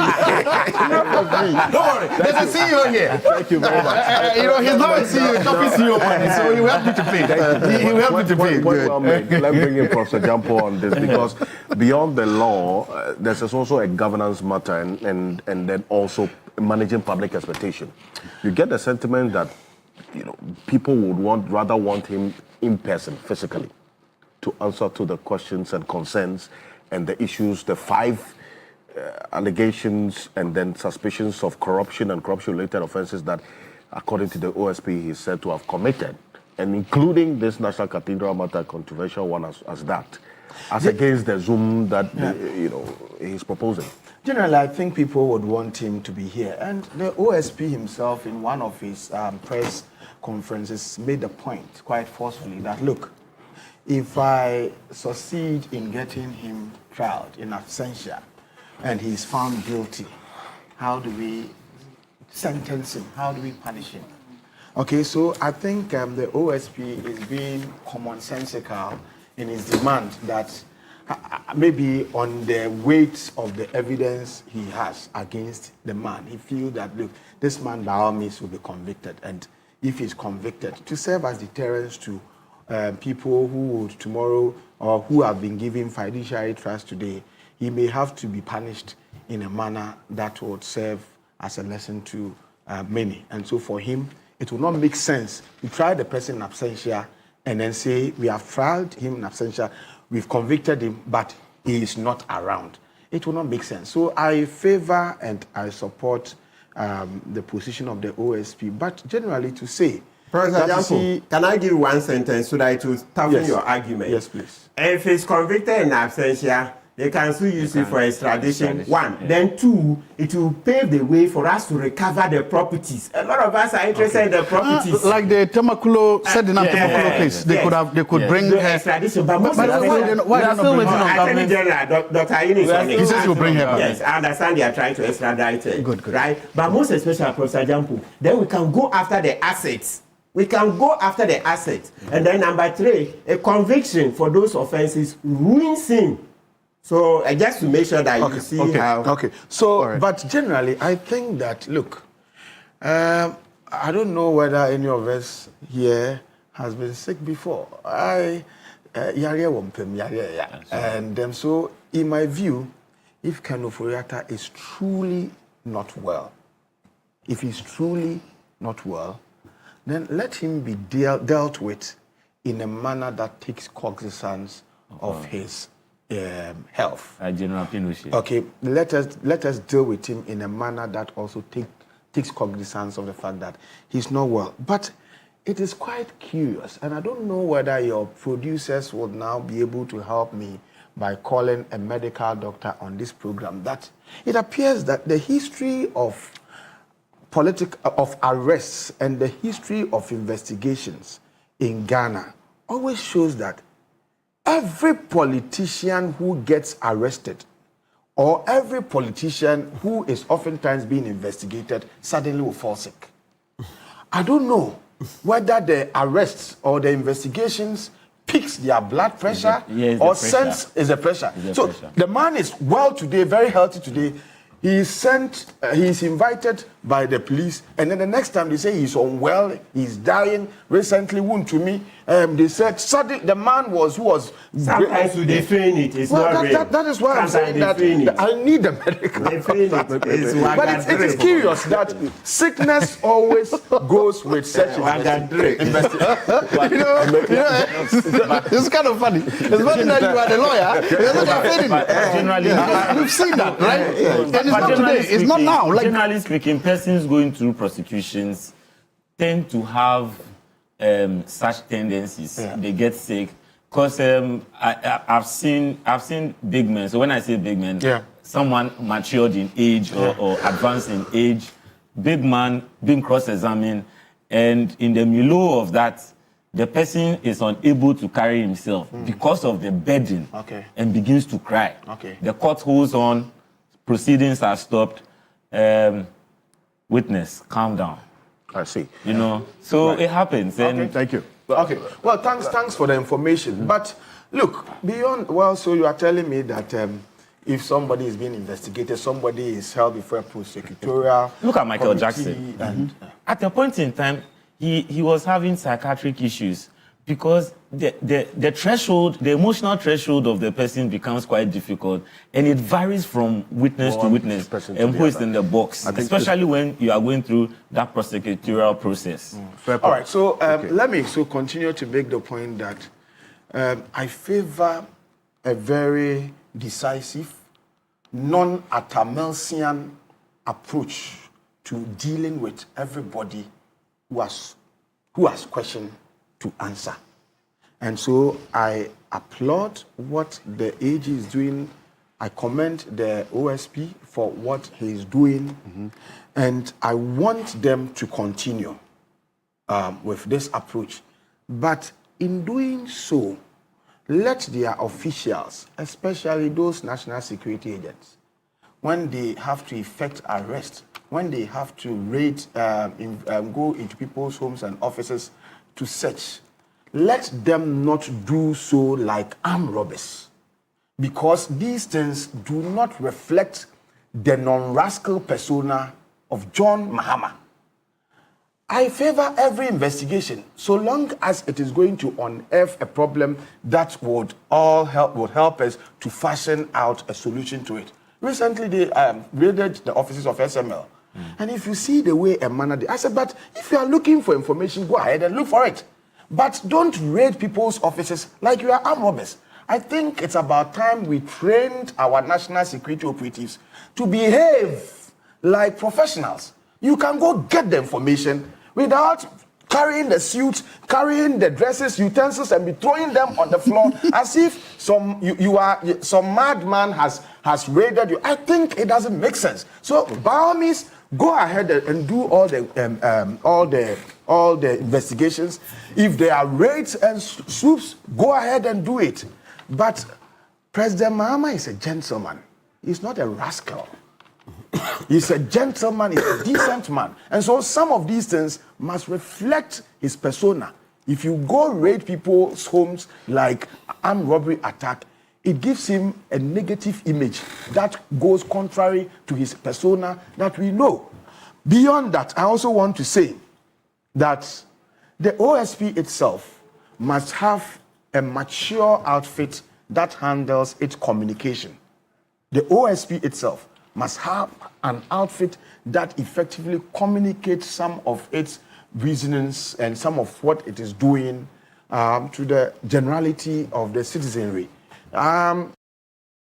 Sometimes I hear the guy who speaks for them, and I don't think that he's an excellent communicator. And I don't think so. Well, in my view, I don't think that he communicates well. You need a certain sobriety that elicits the conscience and would want people pay attention to everything you are doing so that you are able to carry all behind you in whatever you are doing. The substantive issue. Yes, go to yes. No. So the substantive issue. Look, I don't have much to say beyond these things, but also to make the point that I hope that in doing all these things, you see, sometimes you can be seen to be doing the right things, but with an ulterior motive.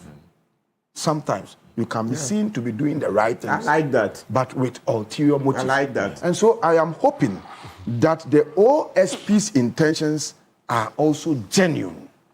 I'm hoping that the OSP's intentions are also not driven by personal interest, vendetta, and also the need for a certain regime job security.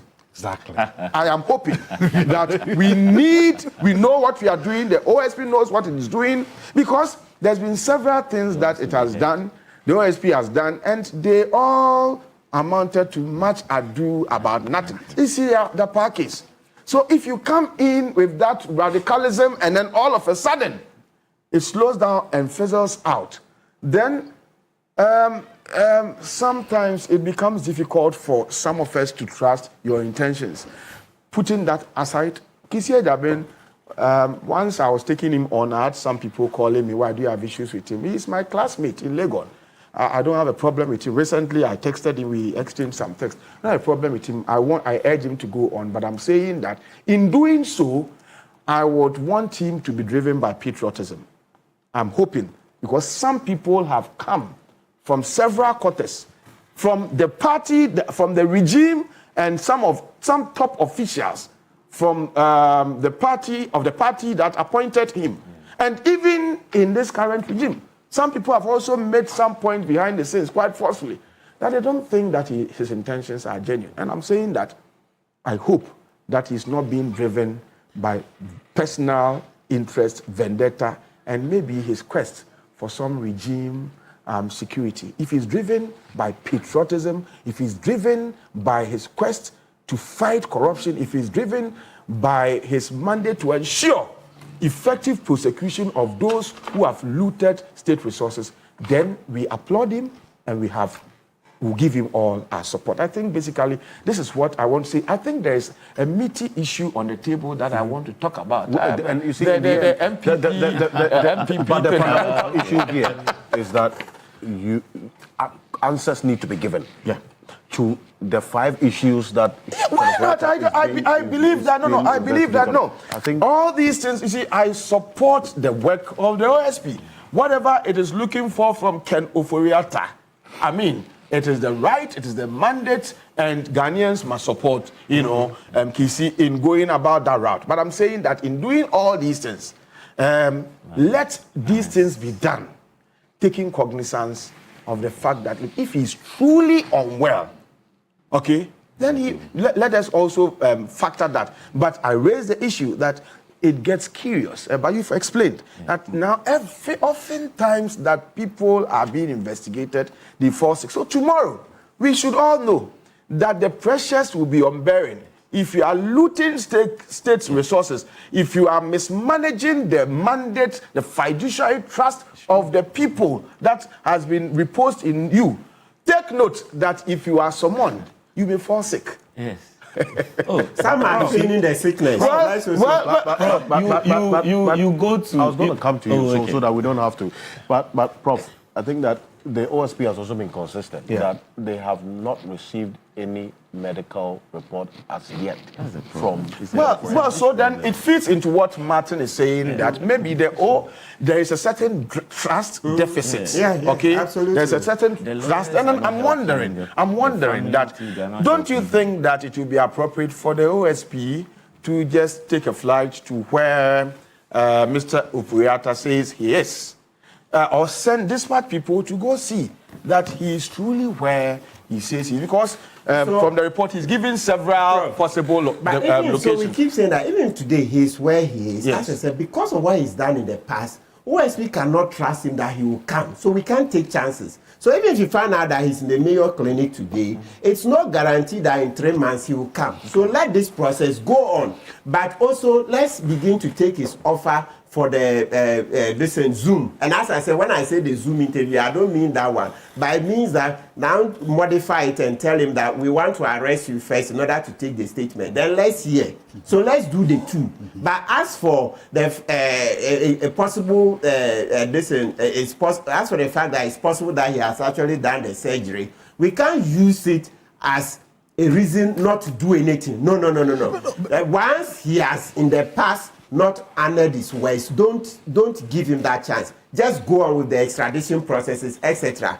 If he recovers in time, and then the extradition process hasn't reached there, nothing stops him from flying to Ghana by himself. But you see, by then, because the Interpol alert is there, maybe they will get him at the airport. He brought this upon himself. No, you want to take a little of my time before I continue? No. Okay, so I just want to make, Martin took 40 minutes to come.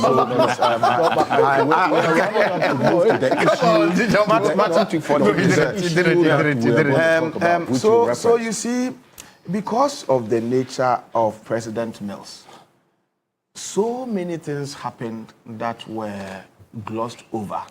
And I am sure that those, the nature and the Fama Nyame attitude and posturing of President Mills, which I know led to the straining of his relationship with the founder of the party, accounted for some of the things, created a certain impunity in the body politic, and it has accounted for some of the things that have happened or that took place in the previous regime.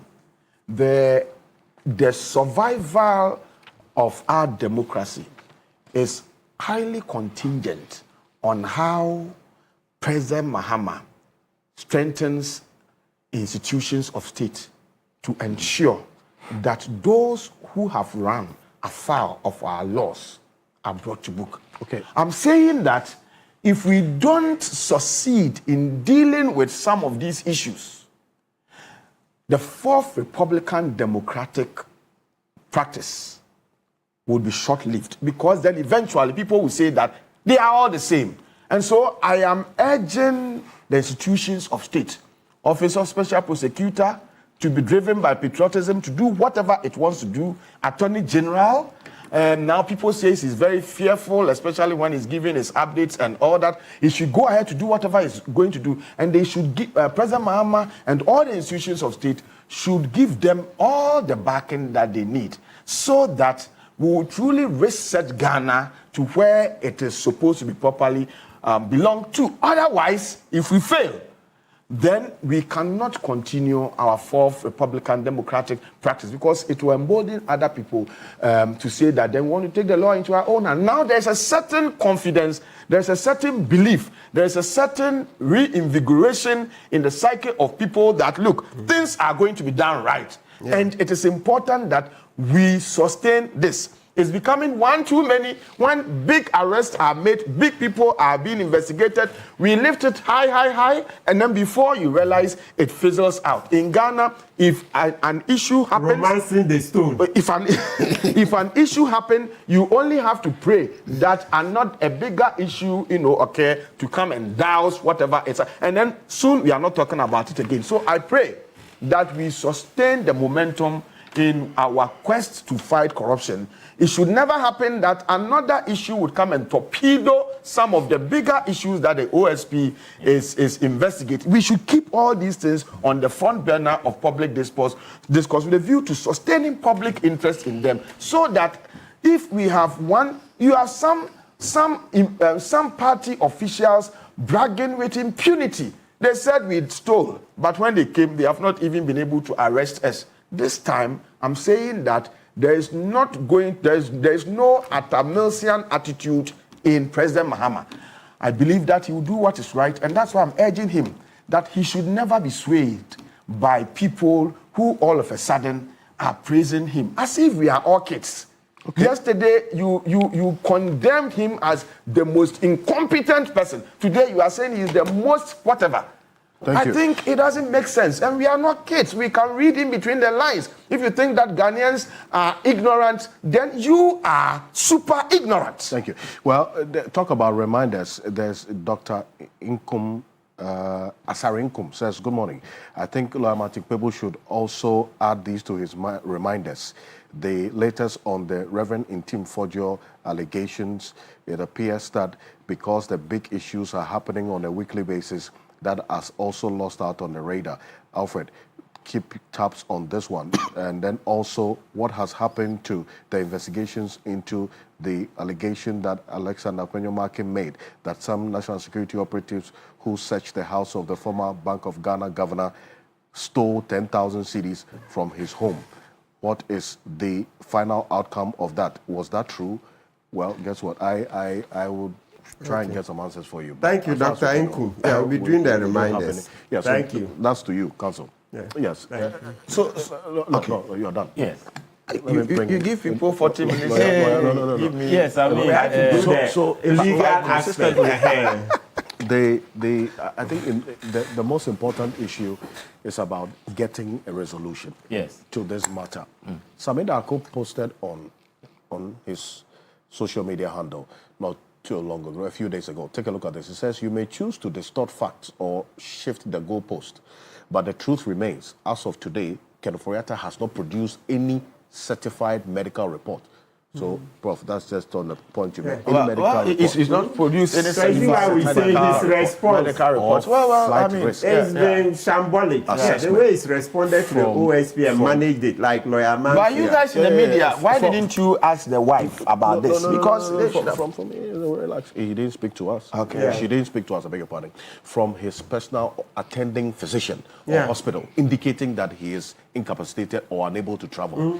It goes on to and that's basic. That's something they should have done. But they haven't done. So you see why we keep saying he was that giving the opportunity there's a lot to of appear bad before law enforcement between February 10 and June 2nd, but failed or refused to do so. Notably, he did not undergo any surgery on 21st to 22nd March, despite a statement from his medical coordinator, widely circulated online, suggesting otherwise. Furthermore, as Mr. Ofori-Atta not traveled in and out of the UK and USA between March and 31st May, if he is able to fly internationally, what prevents him from appearing before law enforcement? That's excellent. Yeah. You see, yes. It speaks for itself. It's a communications and strategy. Sorry.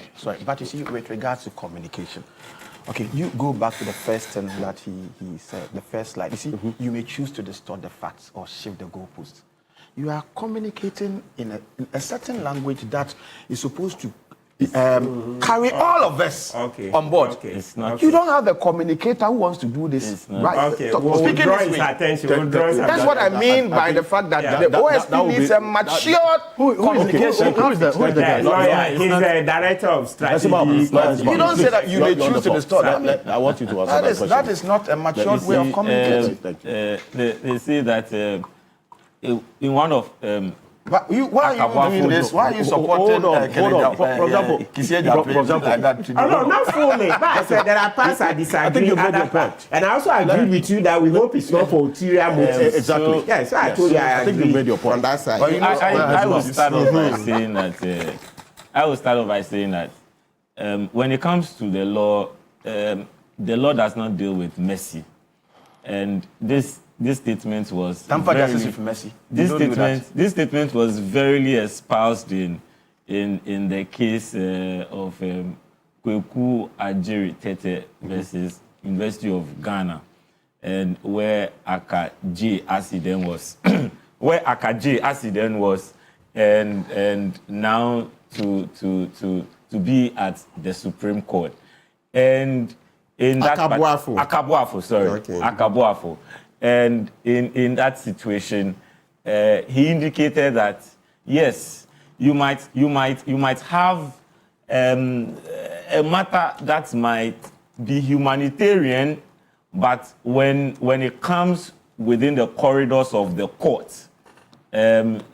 seeks justice, and in seeking justice, the decision might be harsh, and that might not favor you.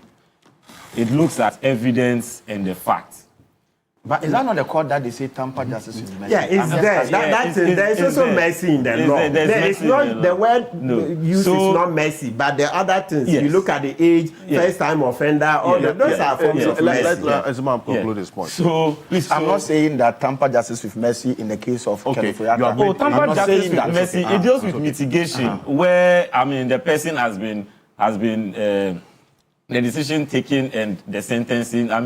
The accused counsel, the lawyer for the accused is given the opportunity to. But basically, what I'm saying is that when the law is evaluating the evidence, it looks the evidence with the facts and applying it to the law. It looks at what is before it, and based on what is before it, it takes a decision from there. So judges use what we call formalism in coming out with their decision, and doing that, where the gavel falls, it doesn't consider how humanitarian or however your situation is. Okay. Now, connecting it with this particular issue, it looks more of appeal to conscience, appeal to emotions, appeal to the heart, rather than devoid of procedures that will engage the rails of justice, the rails of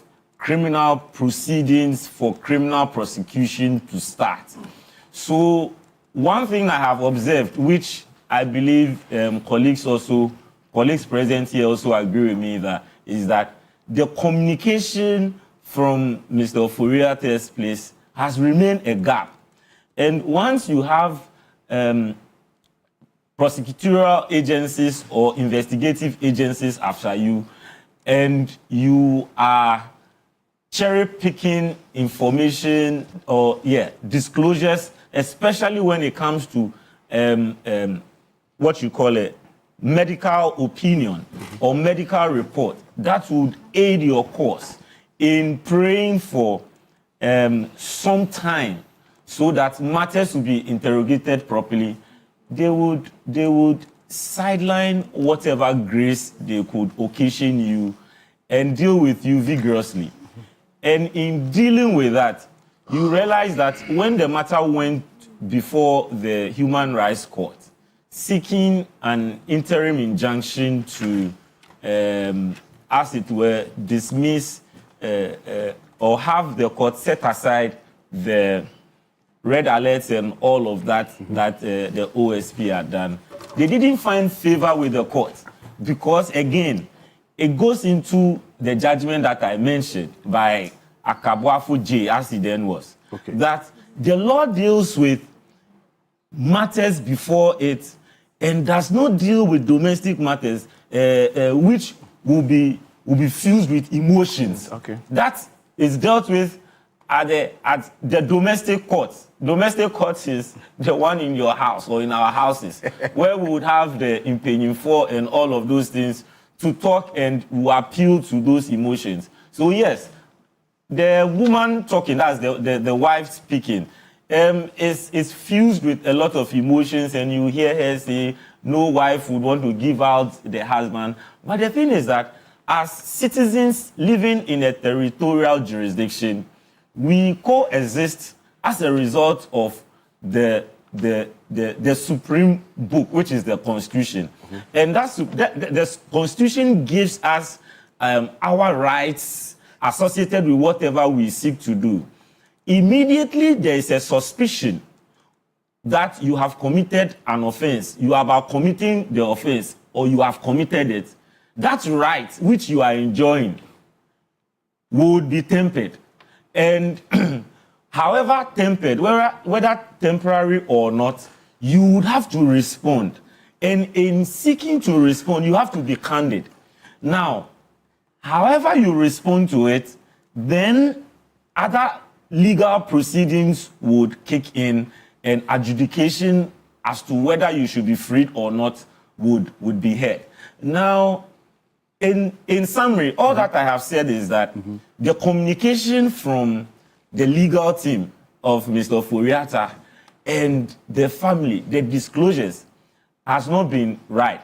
In some submission by the wife, I heard her say that I leave that to the lawyers. So it sounded to me that she deferred some of the decision making to the lawyers so that they will deal with the OSP. The question is, did the lawyers let her down in her surrender of that particular decision making? That is for them to deal with. But for whatever it is worth, once he is failing to cooperate, he has not disclosed formally any medical report and travel risk assessments and all of that. The OSP is at liberty in law to put in the extradition processes. I mean, it is also factual that the OSP procured the order for his arrest from the circuit court, and that became the basis for proceeding to Interpol through the Ghana Police Service for the red alert to be issued. So it's about the communication, and where that is not done, the extradition process would go on, and it will now be for him to fight the extradition process in the US. And that could also prolong the matter, but that would be another conversation altogether. Some fought it in the case of General Pinochet, and the court looked, even though the court ruled that Pinochet could be extradited to Spain to stand for torture and human rights abuses, the Homeland Security Secretary, as a result of humanitarian grounds, that he was not fit to stand trial, let him walk. So it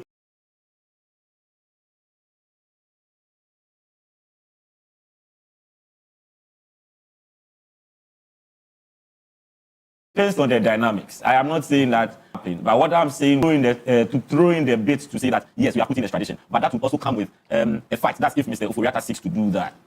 Okay, thank you. Now that 28 minutes after 9. Somebody gave me a response to a question. I need to move on to the next issue. A question that I posed. I want to. Which is what? Kojochi Mwafo says that he's saying that he said I have an answer to your question. The dread that fills you when law enforcement starts summoning you will elicit any hidden illness that is even yet to evolve within your body. Okay, thank you. And Dr. Austin Gamin says, good morning. Please tell Martin people that the extra oil is a type of the Holy Ghost that makes it possible for the wise virgin to meet the groom. Okay. It will take place very soon. But when exactly, no one knows. Okay. So the points that he references is that we all have to abide by what the law says. We cannot run away from accountability in the name of, it says, this analysis of extra oil. Thank you. This one here says, we should deal with the issues and not politicize them. It says, we must continue to be consistent in our approach to the matters. It says, good morning to Professor Jampo. He says, thank you. I should have been specific. Where is the politicization? No, I don't think he's specifically criticizing. Okay, just cautioning us. Okay. He says, this one here with no name and no location says that okay, it just went off. Good morning, Mr. Ocansey. Professor Jampo's position today is very consistent with what I have been saying over the period. We have to address this matter in a way so as to ensure that in as much as we are pursuing accountability, we don't also attract other matters that would then jeopardize the fight for accountability. It says, thank you very much, from Abdul Amin from Wale Wale. Thank you for your message. That leads us to the next issue. Quite a number of your messages. I'll just read as many of them as possible. The New Patriotic Party this week addressed the press on a number of decisions they took, including, in fact, the most topical being the decision to now hold their flag-bearer primaries on the 31st of January. A clear departure from the norm. Article 13 of the party's constitution, which we'll get into, indicates that when they are not in power, they would elect their flag bearer 2 clear years before the election, and when they are in power, 1 year before the elections. But the party says this is a strategic decision that has been taken, and you can understand why. Having in mind President John Mahama having just a term and some a little over 3 years to the next election. But there are questions that have been raised about that as well, that position that the party has taken. And we'll have a couple of people join us on this particular one, this issue of the decision taken by the New Patriotic Party. Some persons who contested the party's flag bearership in the run-up to the 2024 elections, like Boache Jacko, have criticized this decision that it wasn't well thought through. There are elements within the party who say it is the best decision to take, because for as long as the flag bearer is not elected, any effort to close the ranks and also push for unity cannot be achieved. That's the likes of Nana Komia hold that position. But this is what the party's general secretary said at that press conference within the week. Take a look. The Patriotic Institute, what we refer to as the party school, that we intend to launch on the 25th of June. A committee came to brief NEC and National Council on where they have gotten to, and I'm happy to state that we are on course as a political party to launch our party school on June 2025. On June 25, 2025. The committee, that is National Executive Committee and the National Council, also received report from the Amendment Committee chaired by Mr. Frank Davis, or Lawyer Frank Davis. And in the words of the committee, they received over 300 proposals from the rank and file sympathizers of our party. And they briefed NEC and National Council on where they've gotten to and the key areas that the National Council had to take a decision on. With respect to the call for expansion of our electoral college. Indeed, the committee spoke about it. And again, that decision as to the number of expansion or the expansion level will be determined at the delegate conference scheduled to take place in July. The committee also spoke about the time for our presidential primaries. And again, the committee agreed that that decision does not warrant amendment of our constitution. But in light of the spirit and letter of Article 13 of the MPP constitution, that power is clothed with National Council to make that decision. So that's Justin Frimpong-Kodia, the General Secretary of the New Patriotic Party. He ended on the bit about the expansion of the Electoral College, so as the election of the flag bearer will not be limited to just a group of delegates. That's one other issue that came up. But then again, this decision to move the flag bearership primaries forward led to a number of things happening this week. Kenya Japan met over 260 former MMDCs. There's a reason why, because these immediate past MMDCs, the party's qualification of who elects a flag bearer, they are in there as well. And then Dr. Mahmoud Bawumia also met some members of parliament. Said they put the number to over 60 MPs in this 9th parliament. There are 88 NPP MPs. So says he met over 60 of them. That's also about the numbers. But take a look at this. To me, lose over 2 million. It's also a big performance. Now to me, lose over 2 million. Now I saw the country say, "Mofeni panenko."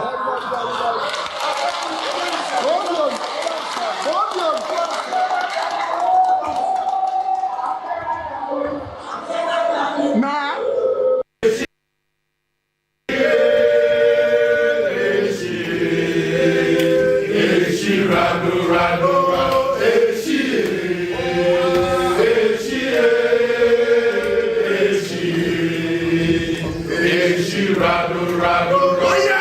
This first visit with our members of parliament. I think that it was a very happy visit to be said. Courtesy call, and it's a call to declare support for me. And I am so happy in terms of the group that have declared support for me from parliament. Now amounts to just over 60 members of parliament. That's Dr. Mahmoud Bawumia there. You already also heard Ken Ejapong there as well.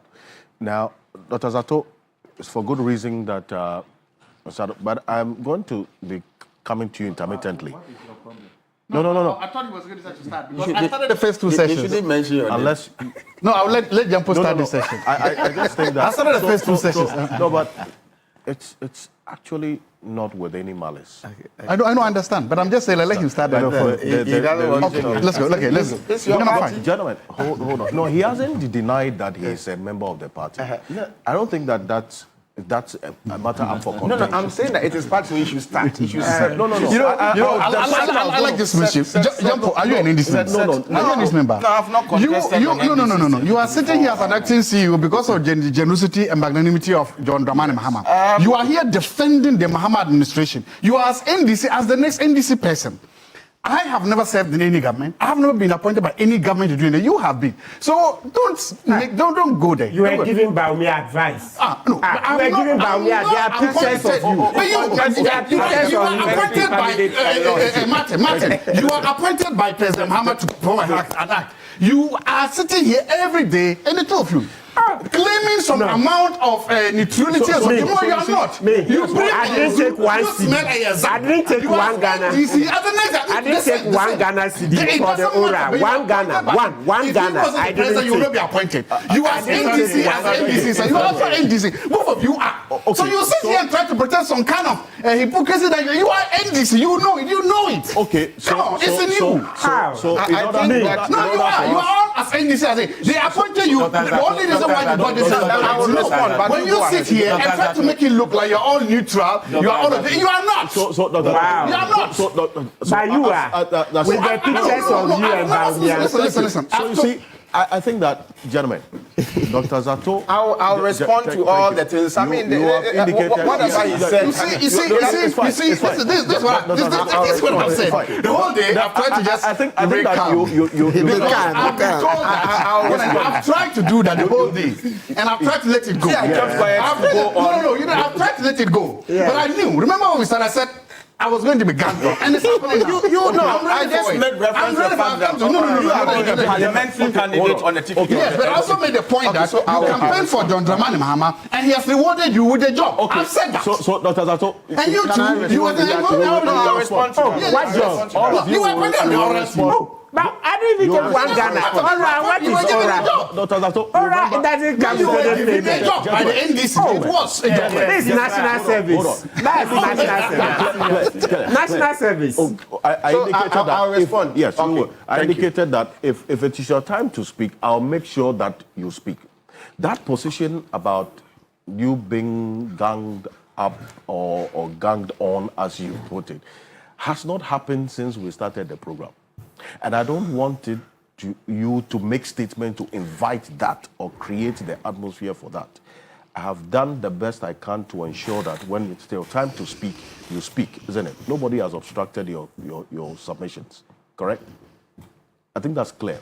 And I want us to stay on that path. Okay. Some of the things you have said then elicit... We'll score a battle and we'll do that. Wait. If it's your turn, you will do that response. Yeah. Some of the things you've said would then elicit some responses as well from the persons that you directed them at. So if they are responding, they will do so within their time. What I want you to do, after saying all these things, let's then get back to the issue. The party addressed a press conference this week. What I wanted to find out is, based on your own knowledge of the party and the politics at play, what is the reasoning behind this decision for the flag bearership to be organized before elections of the national executives, regional executives, constituency executives of the party? Thank you very much. I'm going to make my substantive presentation, and I promise you that I won't call anybody's name. Right. And then I won't refer to anybody. It's I want to just do that straight and go. But, okay, I'll leave the rest to the viewers. Sometimes organizations or institutions create problems, go out looking for solutions. Or sometimes you have solutions, go out looking for problems. Any political party that has come out from an election, even if you win, you have to do some amount of soul searching within yourselves. And that soul searching leads you to try to find out how you move forward. You've been in power for 8 years, and you've come in. A lot might have happened, some good, some bad. Soul searching is a very, very important thing. I have been in a position where I've consumed a lot of information, some of it very public, by Musa Dankwa et al., by Africa Policy Lens, by Institute of Economic Research and Public Policy. A lot of them have published public research on what happened to the MPP post-elections. So a lot of this data. Now, I've read and I've consumed all of that, but I've not read and I've not consumed the Professor Michael Quay's report, because that one I think is privileged. Yeah. And all this gamut of information, I want to believe that the New Patriotic Party too has read all these things. I want to believe that they've also consumed this information. And I want to believe that these decisions they are coming to make as a response to this data. So one, I don't want to believe that they are making this decision in a blue. I want to believe that there's data to support this decision. There is data to show that, yes, some decisions have to be made. Secondly, the biggest problem any institution has is to have the idea that you don't have a substantive leader going forward. Critically, during this time, the MPP's constitution, the national chairman should be leading the party by now. But we've had information. The national chairman is indisposed from what his family says, he's not there. So that falls to the second in that family. Now, that creates a very serious problem for the national, for the party. So again, you identify another problem you have. First is the data that you have coming out of the press, Secondly is the data that the current situation, whereby you realize that even your national chairman people there have a problem, then you need to address that. Right. Third is the issue that now who speaks for the MPP? The majority leader in parliament and the minority leader are doing their best. They are talking, but as a party, how do you talk to them? Right. And that is why I think that the NPP has realized to identify a window of opportunity. Okay. And a policy window for that matter. And that window is this. His Excellency John Dramani Mahama will retire. After this, he's not going again. It means that the NDC has to look for somebody to go with him. They have to do that. And depending upon when they decide to do it, the moment that is open, there's always a sense in politics that the moment there's a flag bearership race to replace an incumbent, power is seen to have shifted or to be shifting away from the incumbent to the. That's where the Americans have a term for it, it's called lame duck. So that's when you become a lame duck. So the NPP realizes that right now, of course, you are in government in power, you have power, you can control all avenues of communication, you determine the agenda, you determine the headlines, and that. How can the NPP position itself at the plane to be able to what? Deal with this. And that is why I think they have gone. Political parties all over the world are vulnerable, are the most vulnerable when they are dealing with internal elections. Right. All political parties. In fact, as any families, ordinary families realize that the moment there's a fight inside the family, you have a problem. Political parties are most vulnerable. And there's data to also show that the NPP's internal elections also had a negative effect on them. That it did affect them somewhat. For instance, there were statements made by some key leading members that were later used in arts and other things to affect them. So it makes sense, therefore, for the party to say, let's close our ranks. Let's come early enough so that we can have a leader. One, that leader can then be in a position to begin to what? Repair some of these wounds. That leader can then have enough time, one, to take the case to the ruling government, to prosecute the case against the ruling government, and then to also try to bring us together. Because without a leader, it becomes difficult for these things to happen. And that is the opportunity I've seen. Secondly, when the NDC also starts to do their primaries, we are going to see that this will come. The NPP doesn't want to wait for that. So they want to be ready so that they will have enough time as an opposition party to deal with their internal wranglings and to get this done. So I think that it is an important factor that the party has looked at and they are trying to move forward. One of the things that really excites me is the fact that the party has decided to go back to the grassroots and to let the grassroots decide. The National Council just decided this. The delegates will go to the grassroots. Sometimes I've heard somebody say this is a top-down decision. I'm like, I don't understand what is a top-down decision. The smallest nucleus of the MPP per their constitution is the polling station executives. There's no other executive or below the polling station. It's as grassroots as possible. In fact, the polling stations are the grass and their roots. So, one, if you are taking a decision away from the special delegates, because those are polling station executives, if you are taking a decision away from them and you are giving a decision to polling station executives, you are going down to the grassroots. That's not top down. If you are taking a decision from a special group of people, let's say regional executives, constituency chairman, and you are saying that I'm going to give it to polling station executives, that is a grassroots decision. So again, I hope that by giving this decision to the grassroots, who are them in a better position to decide? Because remember, at the end of the day, it is these polling station executives who have to go out there, campaign, and protect the ballot box for you. So I see it as a grassroots decision. There's also the issue of what? Funding, that I think that any political party will have to deal with. Or resource allocation, and how to deal with resources. It then also says that, look, if you extend a voting period for so long, then expenses may come inside. That may be too expensive, or that may make it difficult. So I think that it's fair to then say that having consumed all this information data, the NPP has been able to sit down and say, look, let's do this now. And I think that it's a good decision to come out with a leader now, so that that leader can now begin to heal the party. If you want to lead the party, you should be able to heal the party. If you want to lead the party, you should be able to go down to the grassroots and say, give an opportunity. And I think that if you have an opportunity, have 3 years, you should be able to do that. Have you heard someone say that this is a plan to, as it were, just favor a particular individual?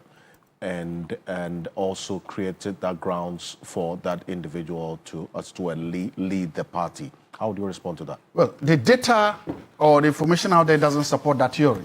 Why? These same people, you are going to the polling station executives, they are already there in place. And these same polling station executives actually had a chance in this decision. Remember, they were the same polling station executives who voted in the last primaries. It's the same people. They voted. Everybody has seen them. And they have been in power for about 4 years now, so they are not new. So it's not as if somebody got up one day, manufactured police executives, came with them, or used a back door or even a front door to now bring police executives and say, vote for them. No, that's not happened. They are there. They are the same polling station executives.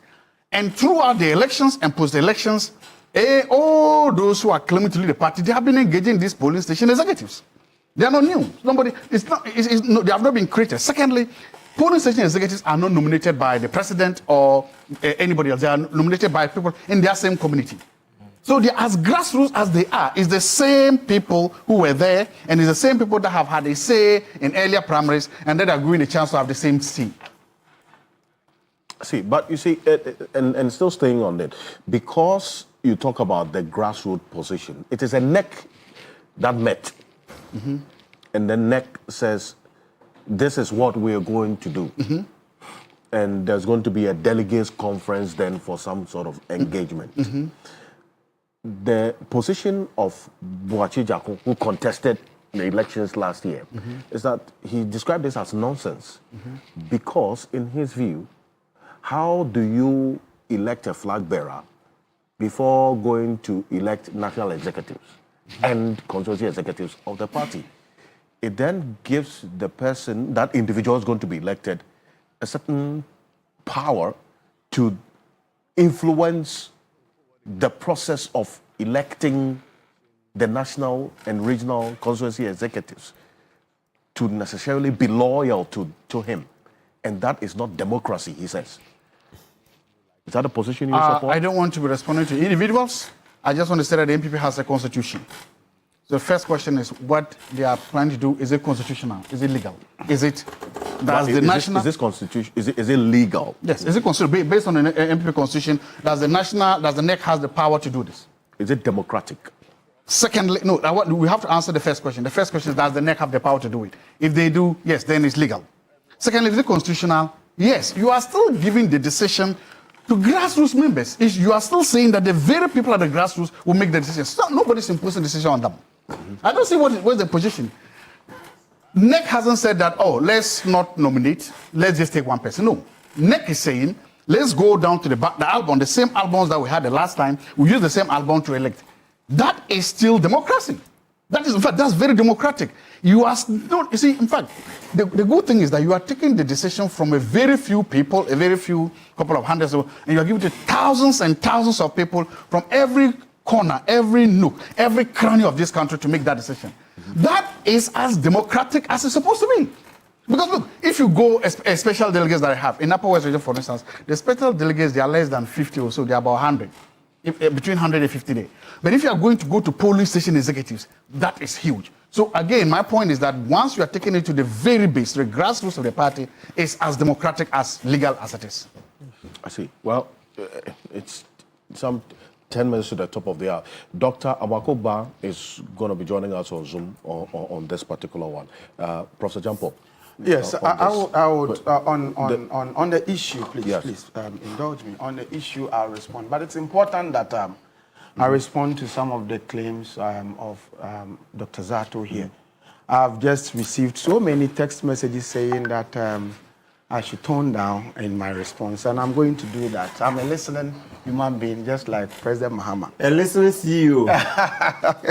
But I want to tell Dr. Zato here that I'll take a decision as to the party I want to belong to eventually when the time comes.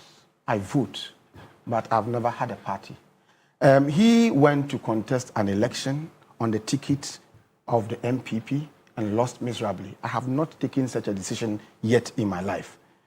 It is a full soldier talk to say that just because I spoke against the incompetence of Nana Akufo-Addo, I suddenly became an NDC man.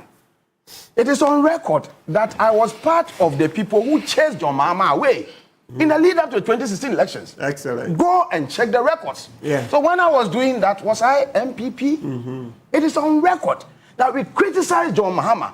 We fested the idea that he was incompetent at the time. And it benefited the NPP too. So if we are doing our work, we believe in doing our work. If it benefits the NDC, it benefits the MPP, so be it. But the point is that if it is right, it is right. If it is wrong, it is wrong. And so it is important that we put this on record. President Mahama, ever since he was voted into office, has done a lot of appointments. He's appointed many people to hold certain offices.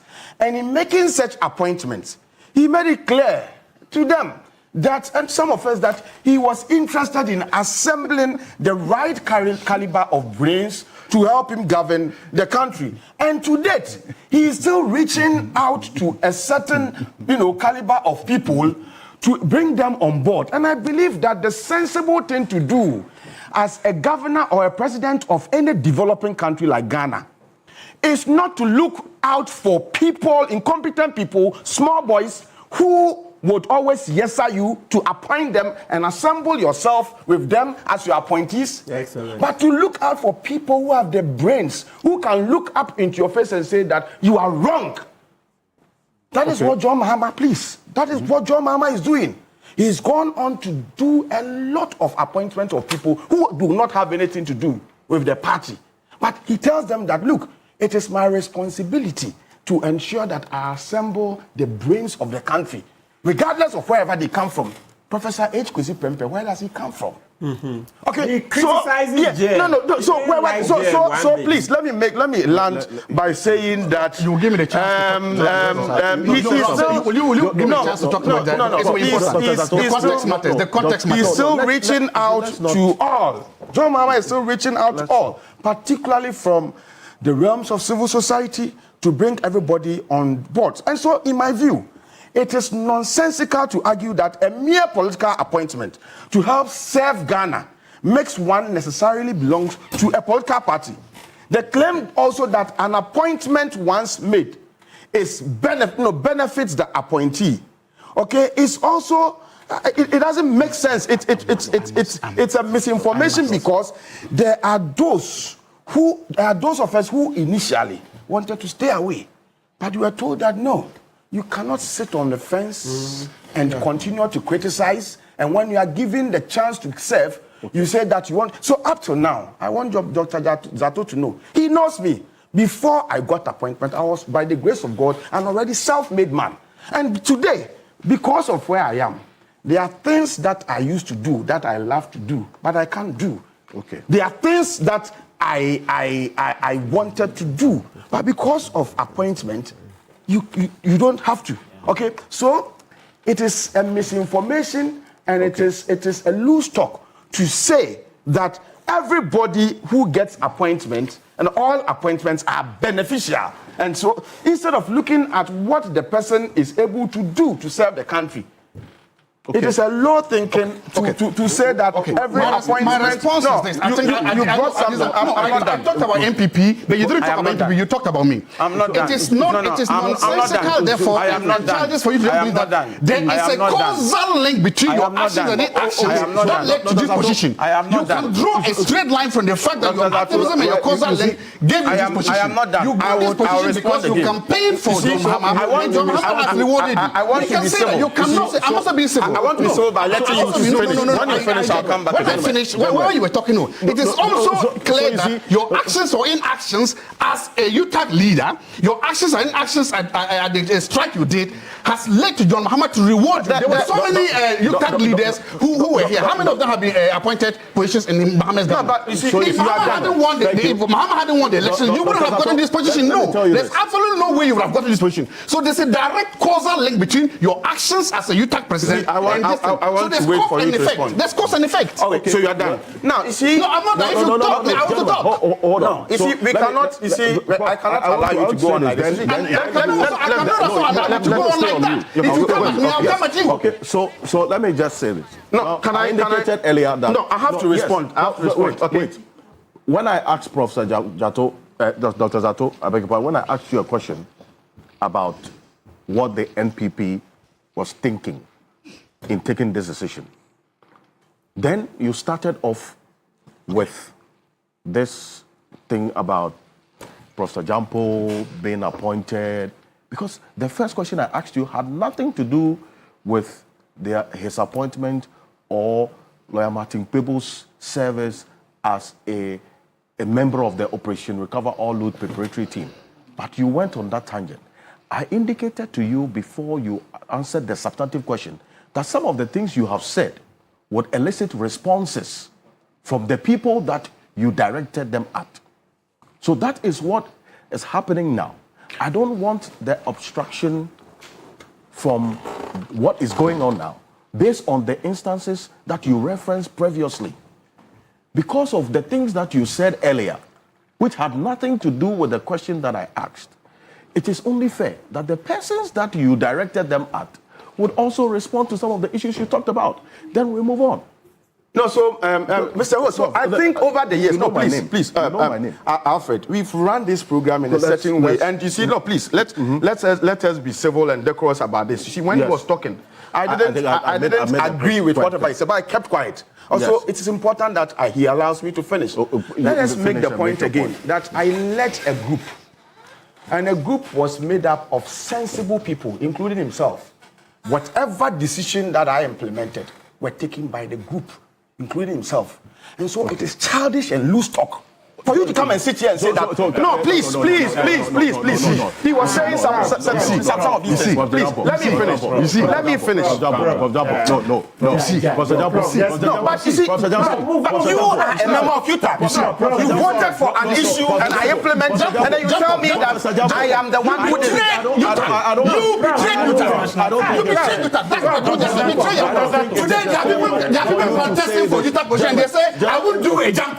There are people on campus say, please, I won't do a jump. Because they don't want to be like that. Yes, move on. I will respond. No, I will also respond. Unless they sack me from here, because I will sit here and let you put me challenge. I won't accept that. I will take that from you, Jumbo. Let me tell you something. Move on, Prof. No, it is important I tell you something. Move on. Zato, move on. Listen to me. Move. I don't think I would it is not fair on the opposition. Move on. Next point, please. To reference Dr. Zato with those expressions. No, let's move on. Next point, please. Let me conclude my point. No, let me conclude my point. Yes. Because what he's doing here is not telling us. Go. I don't think Can I continue? No, I want you to withdraw those words of being childish. It's not right. Prof. Withdraw those words and let's continue. In the interest of this platform that you have also been here and contributed. That will also apologize for hitting back that manner. Yes, I think it's just fair. For the sake of viewers, I withdraw that comment. Okay. And before you move on, Professor Jato, you also make that reference in respect, at least, for this platform. And for the people who are watching. I also withdraw those comments. So can I go on now? Go on. Yes, all right. Thank you. So let's move on to that. I will come to the MPPs. So it is important for us to educate Ghanaians or explain some of these things so they are not deliberately misinformed by people who know the truth and then they want to peddle lies.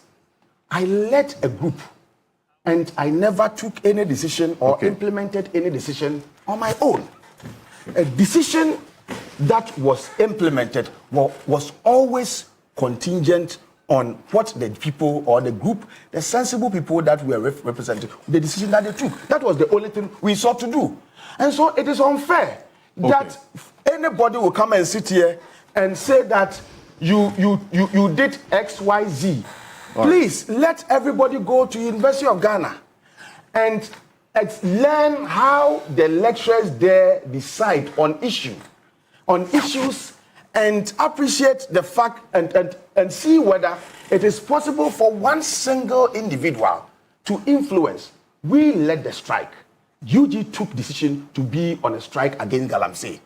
If you tell you the truth, I was the one who decided that the strike at a point in time amounted to romancing a stone. And so we should call it off.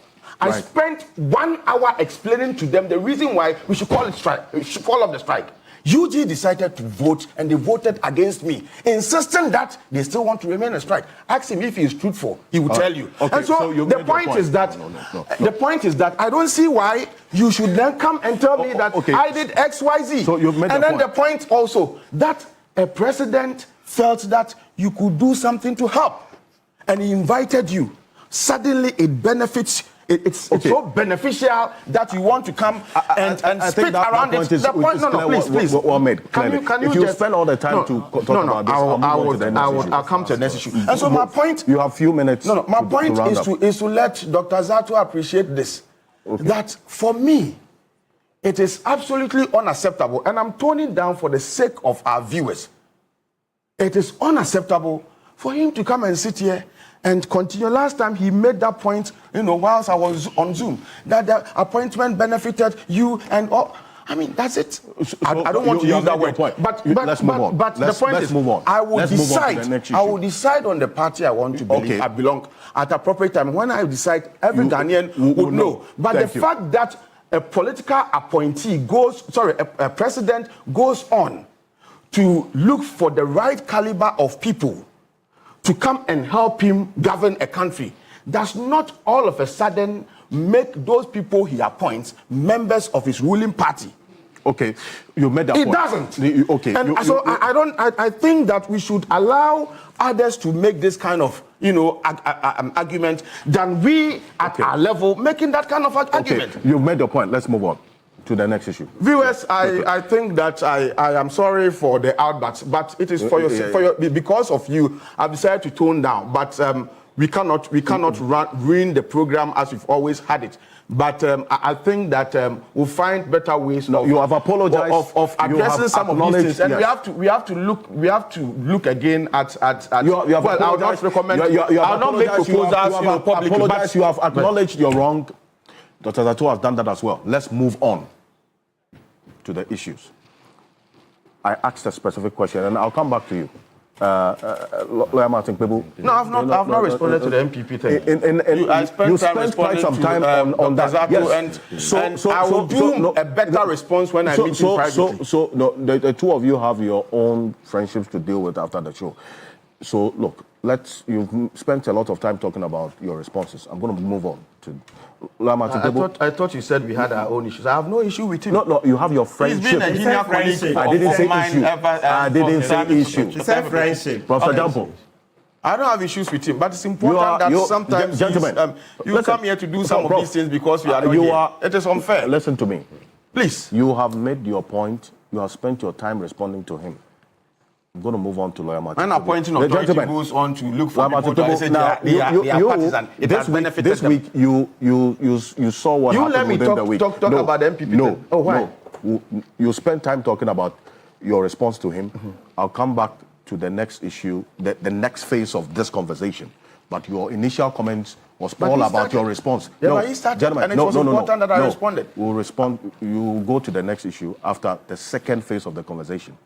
Your first and initial comments, you've exhausted your time. But Mr. Alfred, exhausted your time. It is important that you make the point that we have always been here together, and the program is not about. The program should not be destroyed by shouting. People coming here just to shout. This week we would not allow the program to be destroyed by people coming. You are being very disrespectful.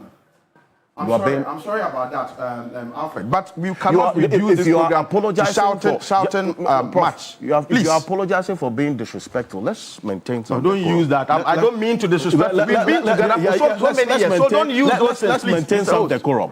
Please don't use those things. Don't use those words. We've been here together. I am saying that it's important that we don't reduce the program to shouting matches. Let's maintain some decorum. Let's maintain some decorum. Thank you. Martin Kpebu, this week you've been on this particular one as well. And I remember within the week we had an off-record conversation on what the next phase of the party would be like and going forward. I mean, listening to the party make this decision, what's your own reading about this? Quickly, before we go for a quick break. Okay, so what basically it is that this is a top-down approach. That's to say the part that says that what the national executives have done is subject to what the delegates will decide, right, at a conference, national conference, right? Yeah, so people are, keen watchers are not happy that the party has done this at the top, because then it is signaling to those at the bottom to, play along. And so, and if they are going to play along, meaning that it's a way of entrenching. I'll make sure you don't come here again, because I'll make you uncomfortable. Baumia, you say it? Yes. So let's watch. Why will the MPP at the top do what they've done when they know that it is the delegates conference that's to decide? Why do you go do this at the top? Is it a way of making sure that the status quo will remain? You say, when you put everything together, what people are seeing is that this is an attempt to maintain Baumia as the flag bearer, something that would hand the NDC an easier this victory. Yeah, because the moment you put Baumia on this card again, it will make the elections, 2028 elections, a walk in the park for the NDC. Look, it's very clear that, sometimes I sit back and I look at it and I'm like, MPP, are they really serious? Baumia can't sell.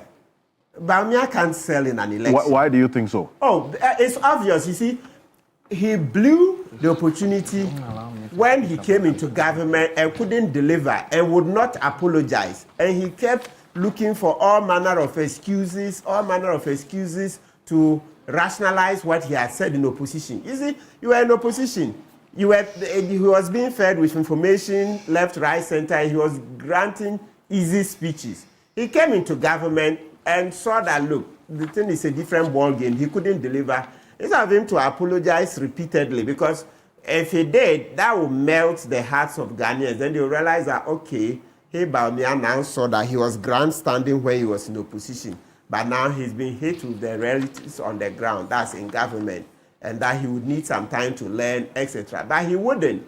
Then he would give another speech. I don't need 1,000 interchanges. If you give me Ghana card as against 1,000 interchanges, I'll choose the Ghana card ahead of the 1,000 interchanges. I was like, what is this? Roads, bad roads is one of our biggest problems. So if you can literally get 1,000 interchanges, you know what that would do? If you had 1,000 new interchanges, that's road transport, right? Being easier, making the distances faster to cover, etc. The vehicles break down because of very deep craters as potholes, etc. So if you fix all the roads here, you have transformed the economy way beyond what Baumia could imagine. That's just one example. So I'm saying that he had spoken too much, way more than he should have, right? And when he got the opportunity, he couldn't deliver. And yet he was not apologetic and kept looking for excuses. I was only a driver's mate. When in the constitution, he's not a driver's mate, etc. He's part of the cabinet, Article 76, etc. Right? So you would see that with the way Baumia did a lot of sloganeering, all the cheap speeches he gave, etc. Ghanaians are not willing to have someone like him as president. No, he's not shown that he's the right caliber of material. No, Baumia is not the right caliber of material for president. Then who is? He still has a lot of learning. In your own estimation, who is? In the MPP. Look, yes. To be very blunt, let me say that in the MPP, I don't support Kennedy Japan either, and not Iduchum. All of them, no. I think, look, there's a lot of wisdom in coming down to those guys in their 40s. MPP should look at the MPs, those in their 40s, and give them an opportunity. Because, look, something is very clear. It will take, I don't even know. Look, MPP doesn't stand a dog's chance of winning 2028. Why? So if you are taking 1.6 million votes, it's not easy to wipe that out in one electoral cycle. 1.6 million votes. You can't get all of us suddenly angry to throw out the NDC. In any event, the past record of the NDC shows that they are a better party than the MPP, right? Except that those times people were shy of associating with the NDC, etc. But with the misgovernance that Akufo-Addo came and unleashed on us, made his family very rich. So don't know all the noise Akufo-Addo was making for 40 years. He just wanted an opportunity to come and also make his family rich, right? So if everything is done, and for the way Ghanaians have punished the MPP with about 1.6 million votes, it's not likely you can wipe all of that out in 4 years. So even if people were to get angry, you will still have at least enough votes for NDC to win the next election.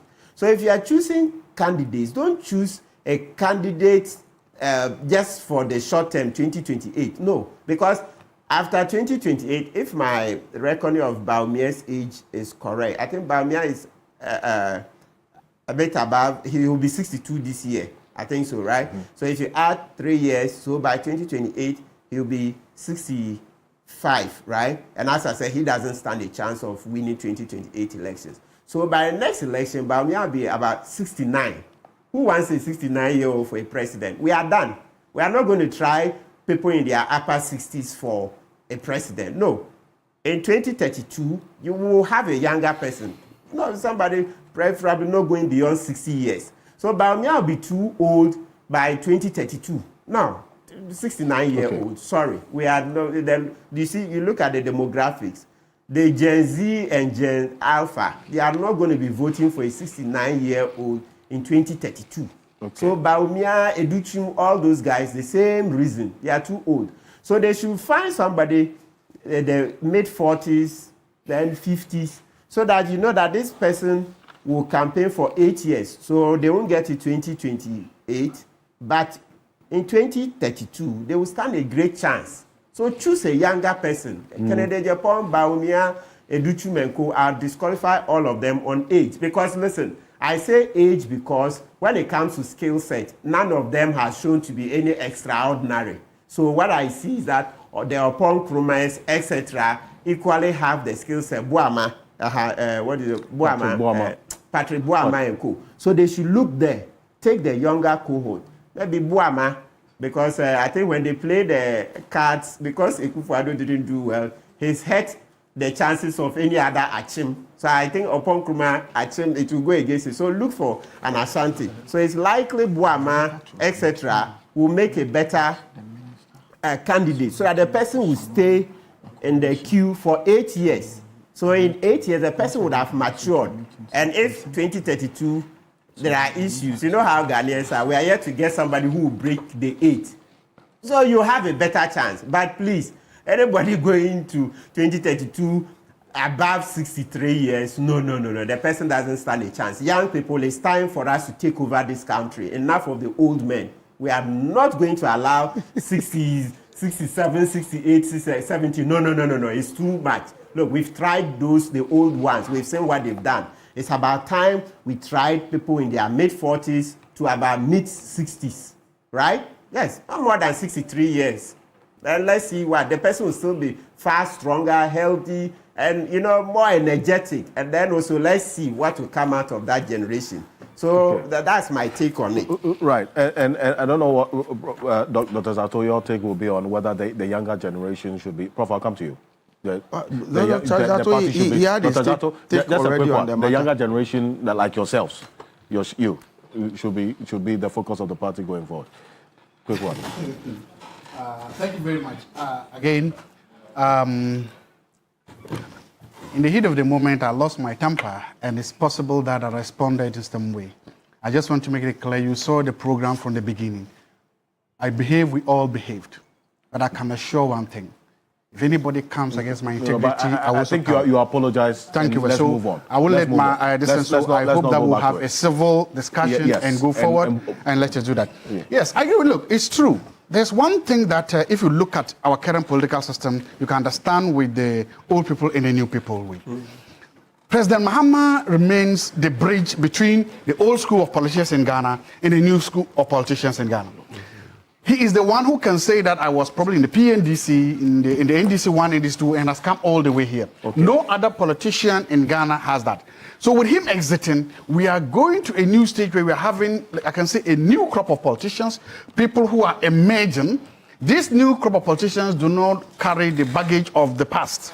They've tried to win themselves away from military dictatorship and the human rights abuses. They've tried to present themselves as what? Kind of people. And I think that leading that pack is Dr. Mahmoud Bawumia. Okay. He has demonstrated that he's probably one of, apart from right now in Ghana, if you take out His Excellency John Dramani Mahama, there's no other politician who is smarter than he is, who is more experienced than he is, who is more exposed than he is. There's no other politician who has been marketed, who has demonstrated his humility, his intelligence, and his honesty. He has been in power for almost 18, 20 years now, Dr. Bawumia. Not even a single act of corruption can be laid against him personally. Against him personally. Nothing has been done against him. So His Excellency Dr. Bawumia has indicated and demonstrated that he can take a fight. He fought for policies when he was in government. He lost some of them. He won some of them. Today, some of the gains we are making as a country, including the GPP, which has just been shown to be the one that has led to what? The improvement in the Fitch ratings, including the gold for oil money. Gold for oil that has led to what? No. All this are indicated. Did you say that?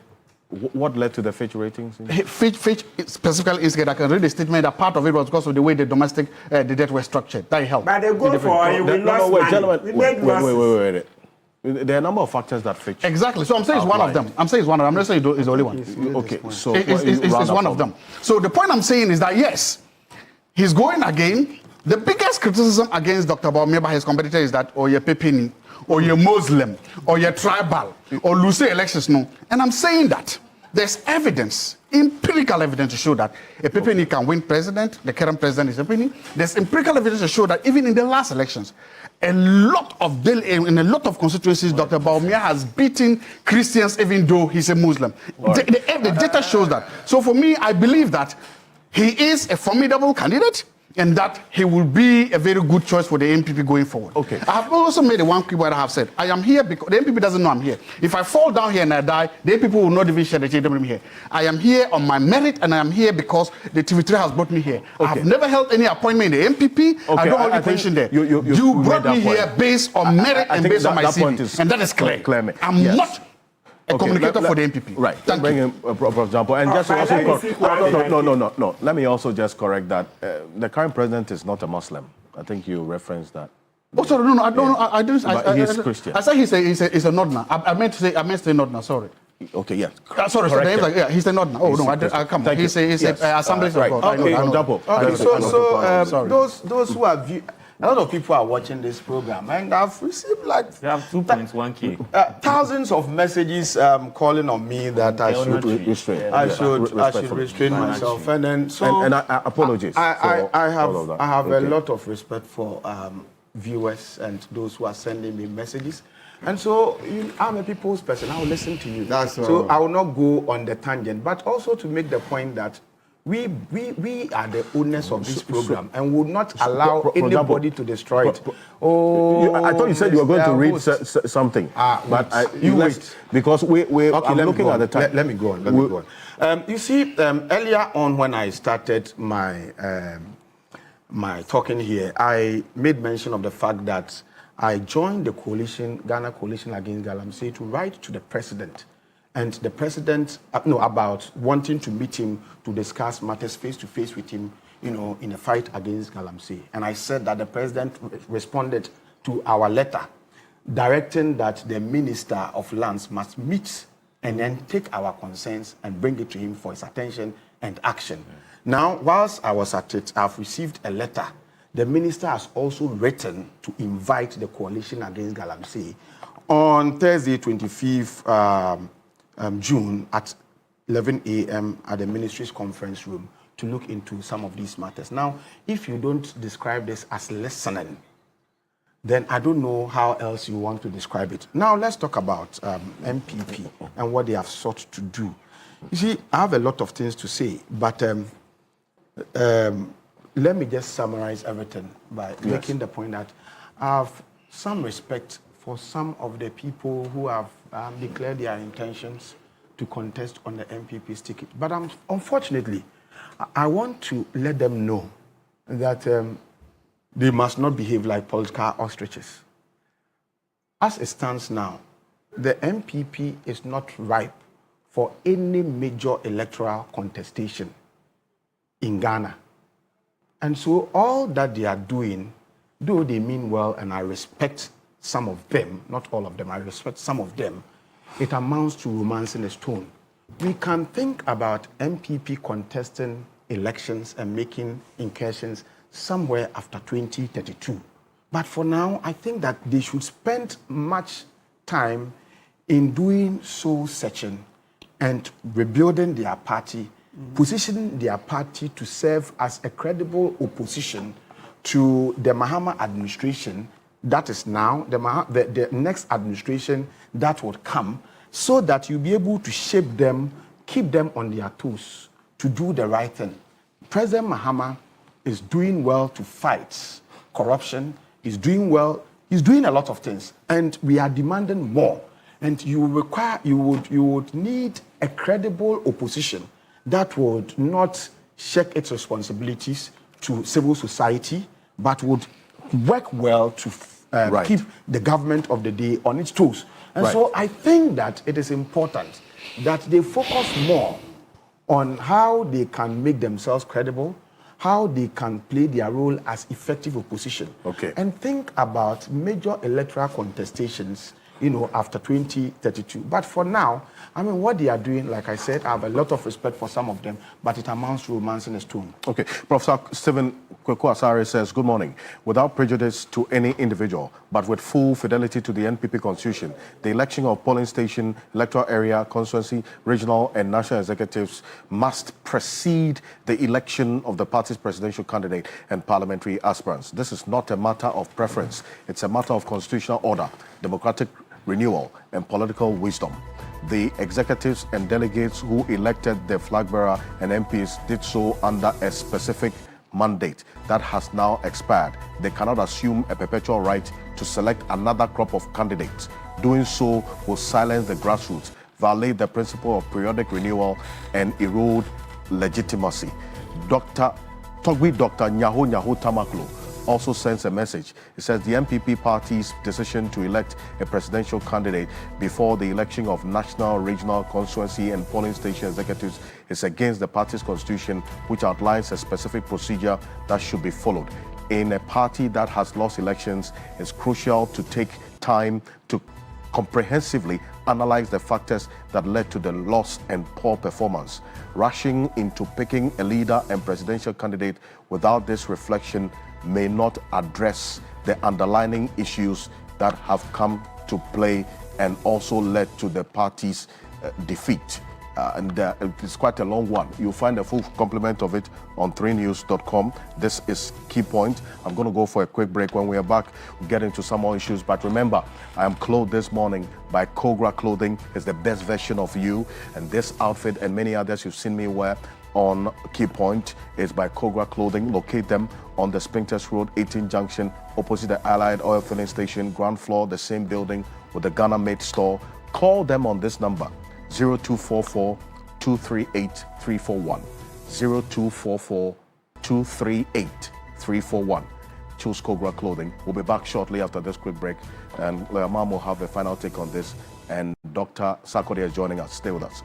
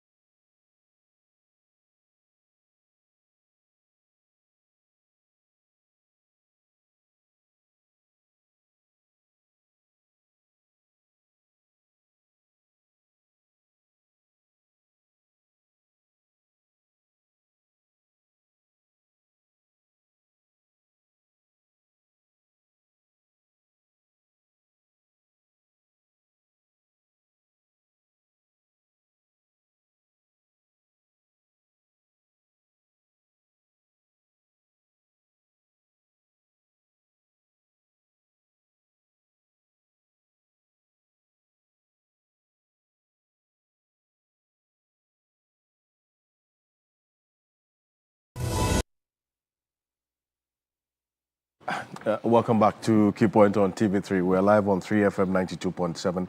Also on TV3 Ghana on Facebook, on the Voice of London Radio in the heart of the city of London. And that's an addition. Professor Jampo, I'm sure we're not aware of this. Okay. So the people in the heart of the city of London are listening to you. A number of messages. Oh, from London, coming in and asking both of you to just douse the fire.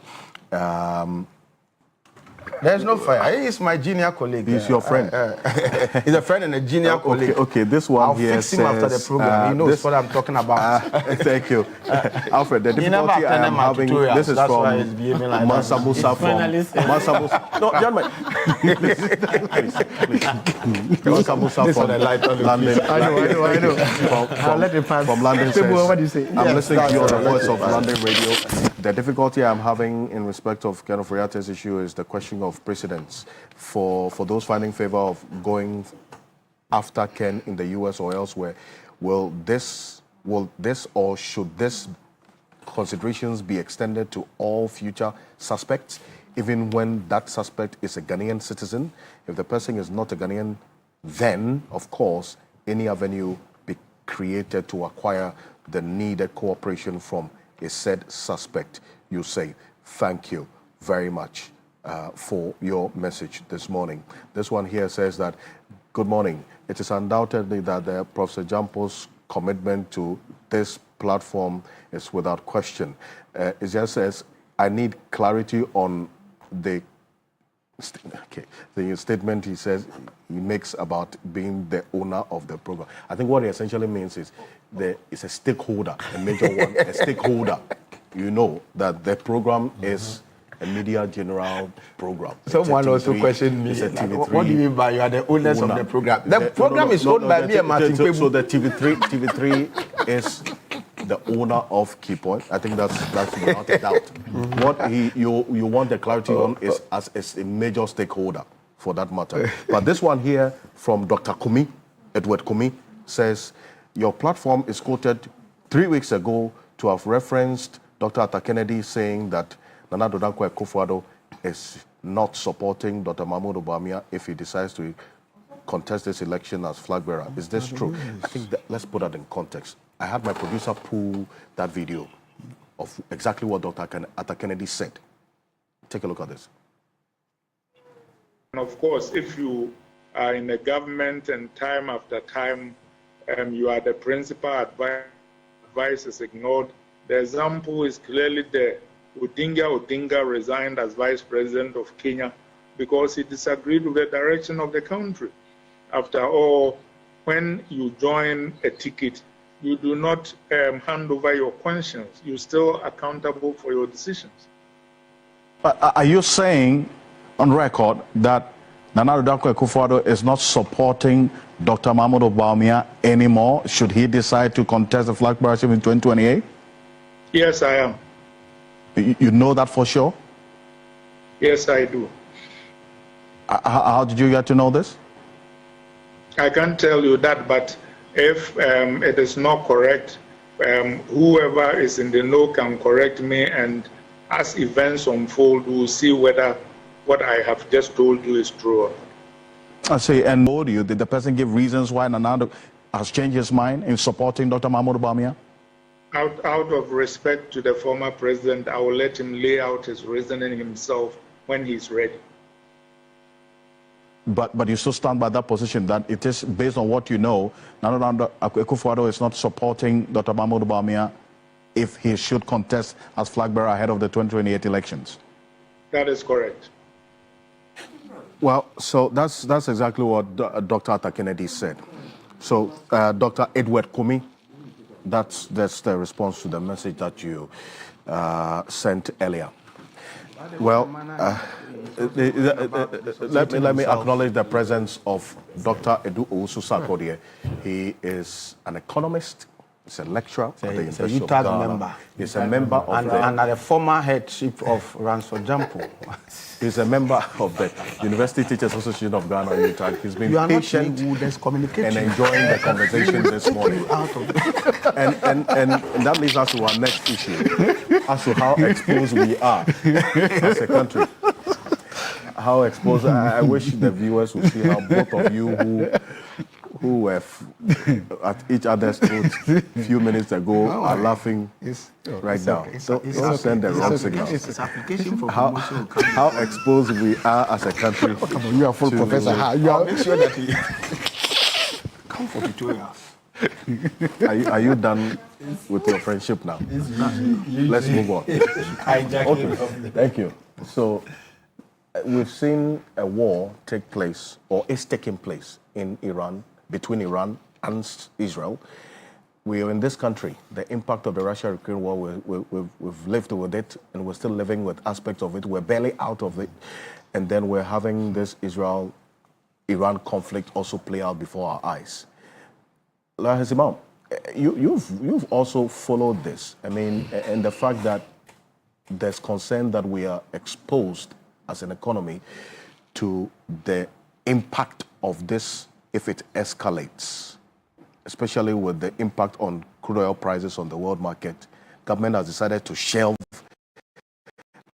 the idea of imposing another levy because of this as well.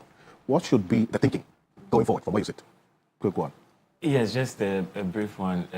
The expert is here to put his submissions out on it. But a quick one is that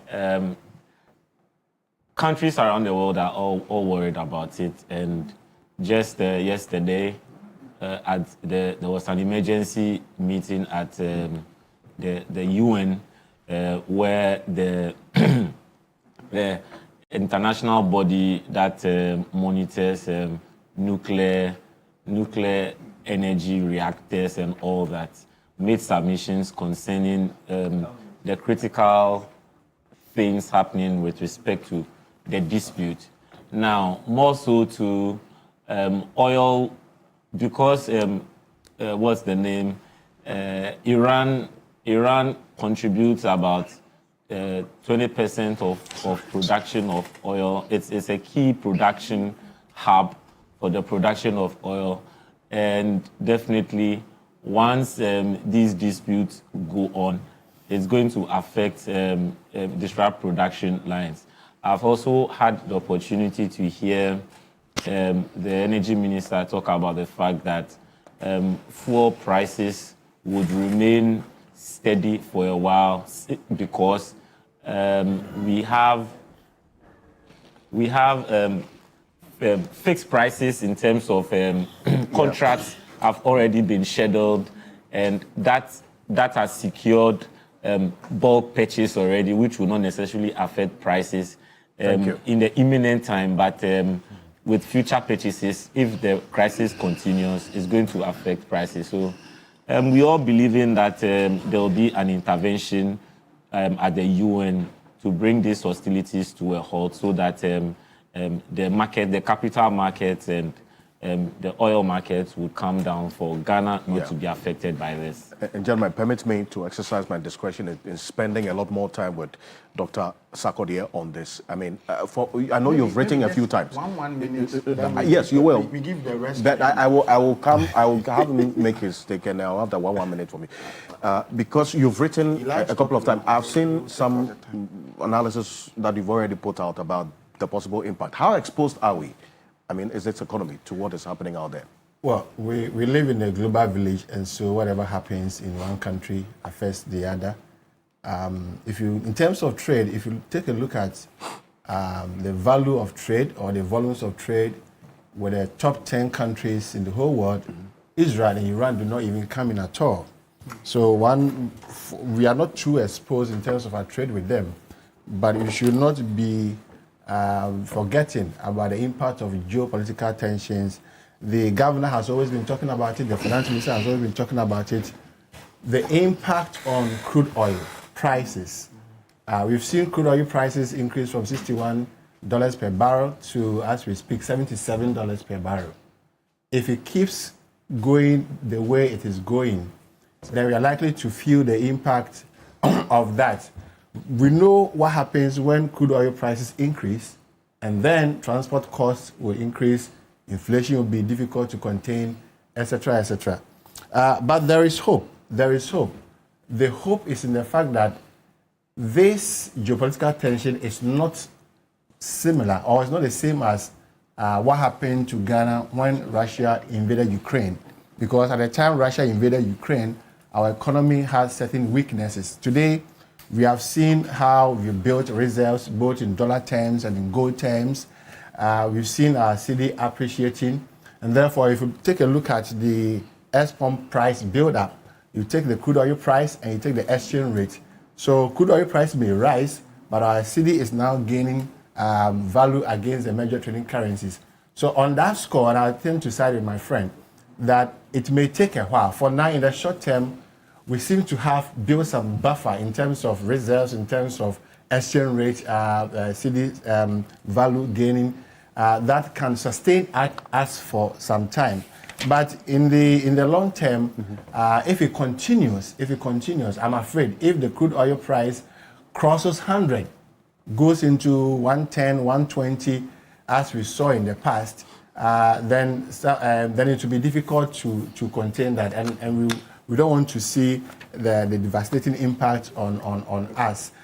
As you know, Ghana also produces crude oil, so one will say, okay, then Ghana will be a beneficiary of any possible increment in crude oil price. But, absolutely. But we export about $3.5 billion of crude oil, and our share is less than 1.5.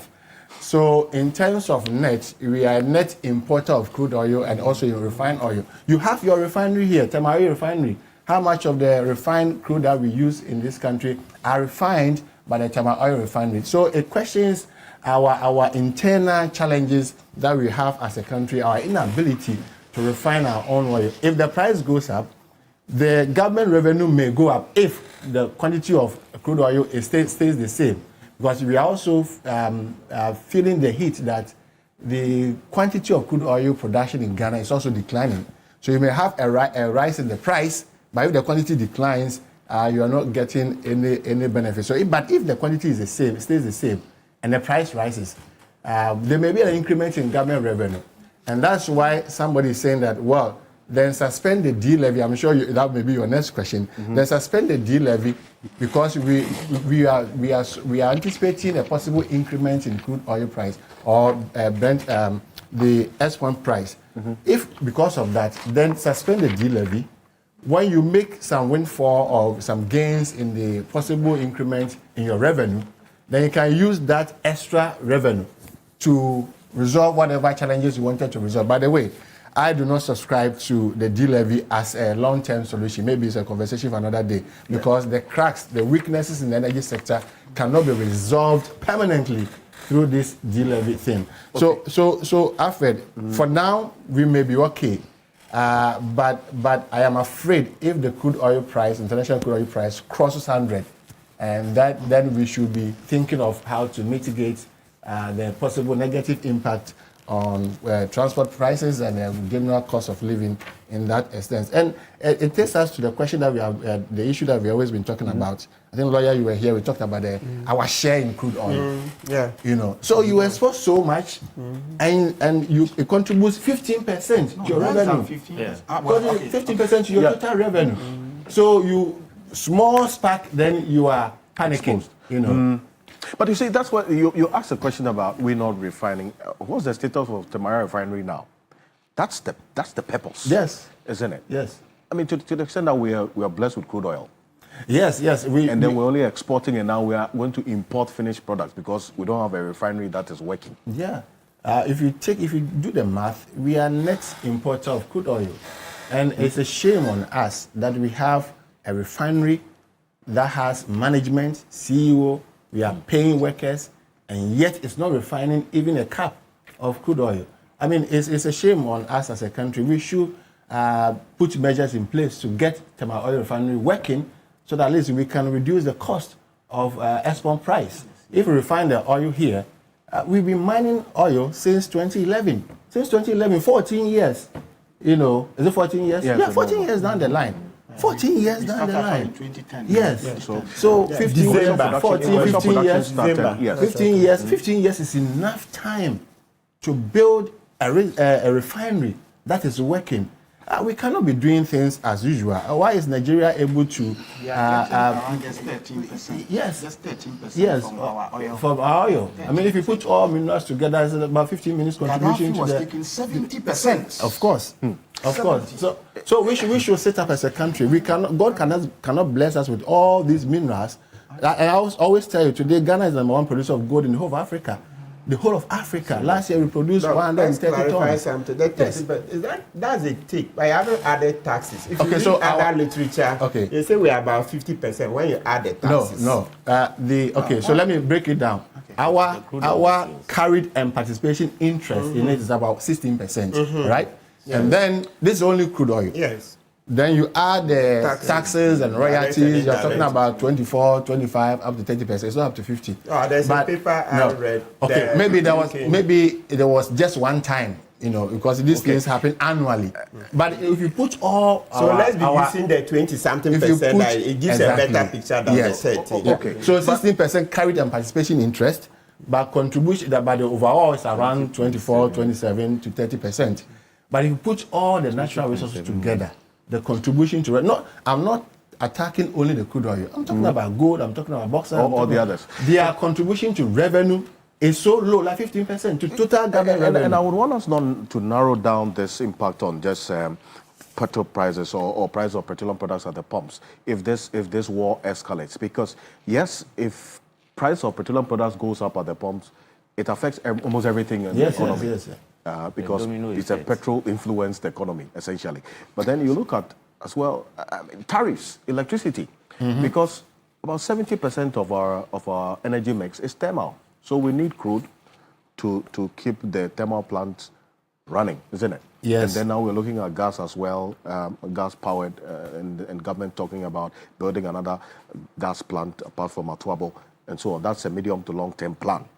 In the next couple of years ahead of us. What should be the thinking going forward to mitigate the possible impact of this? Because whether this war will escalate or not, it's not within our control. It is not, exactly. It's an external situation. So what should be the thinking going forward? You see why we should not be playing politics with external shocks. People were playing politics with the Russia-Ukraine war.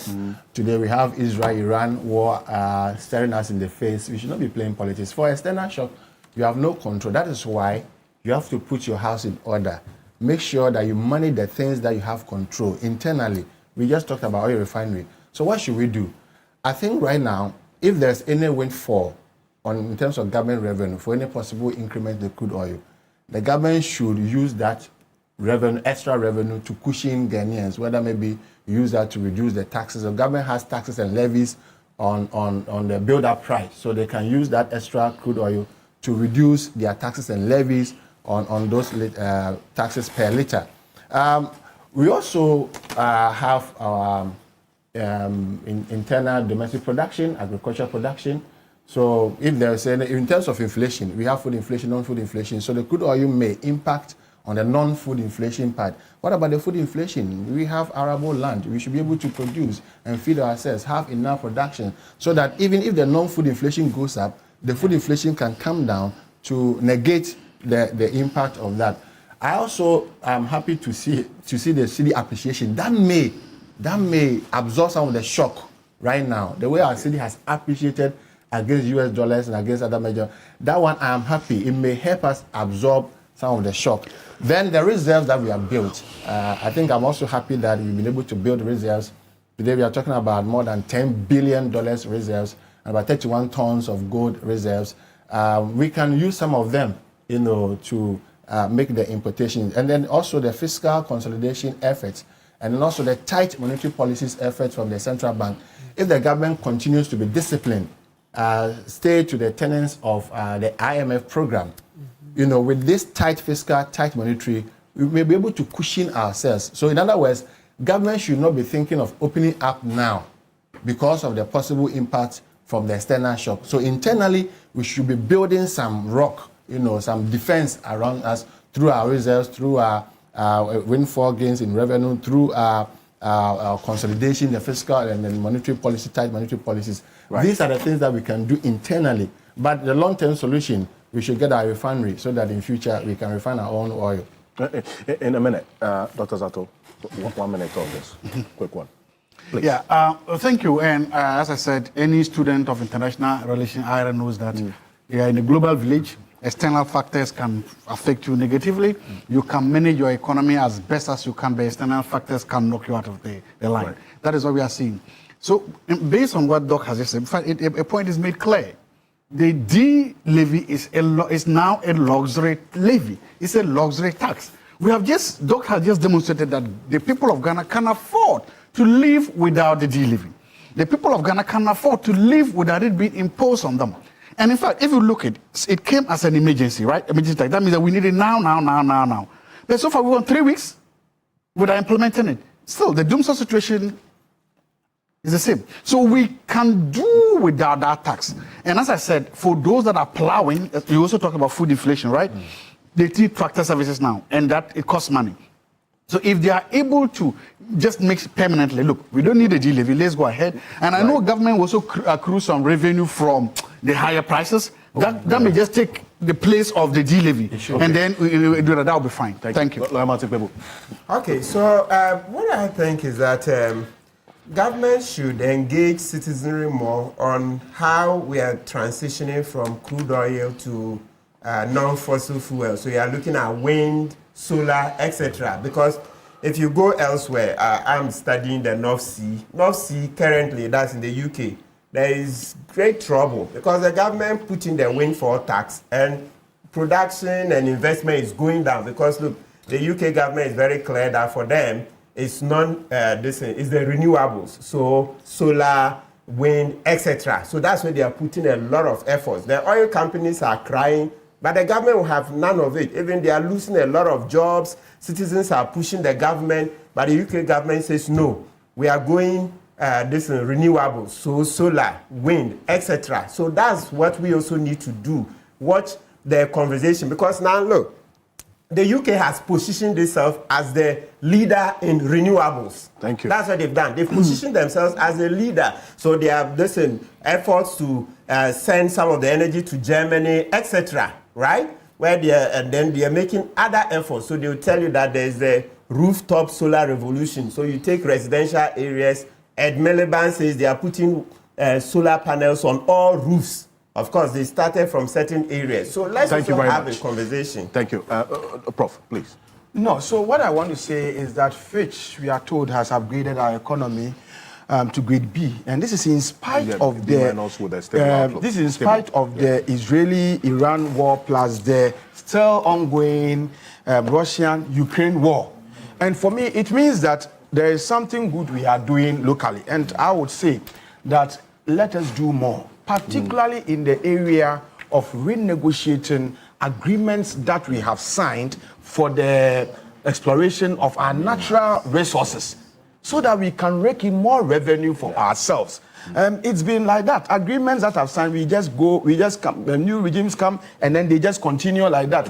Even if it is not giving us more, we just allow it to go on. And I think that it's important that we take a second look at some of these agreements so that we ensure that we get more from our gold, we get more from our oil and other natural resources, so that even if the world decides to collapse, we will survive. Professor Ransford Jampo, appreciate you for this. She's the CEO of the Ghana Shippers Authority, Professor Dr. Joshua Zato as well. Thank you so much for joining us. And then also Martin Pebo and Dr. Edu Sakorie and lawyer Christian Mam Hesse. Quite a number of your messages. Those of you on Facebook, Tetezuta says Martin Pebo said that the 2024 elections will be a culture for Mahama. I remember Martin Pebo called for CSOs to come together to choose someone to contest. Else Mahama will beat Bawumia. So what is his position now? He will answer that next week. I promise you on that. Okay, this one here says, why should NPP members always tag people who criticize them as NDC? And I thank you so much for the many people. Money need money says, good morning. Kindly correct Dr. Zato that the luxury, they says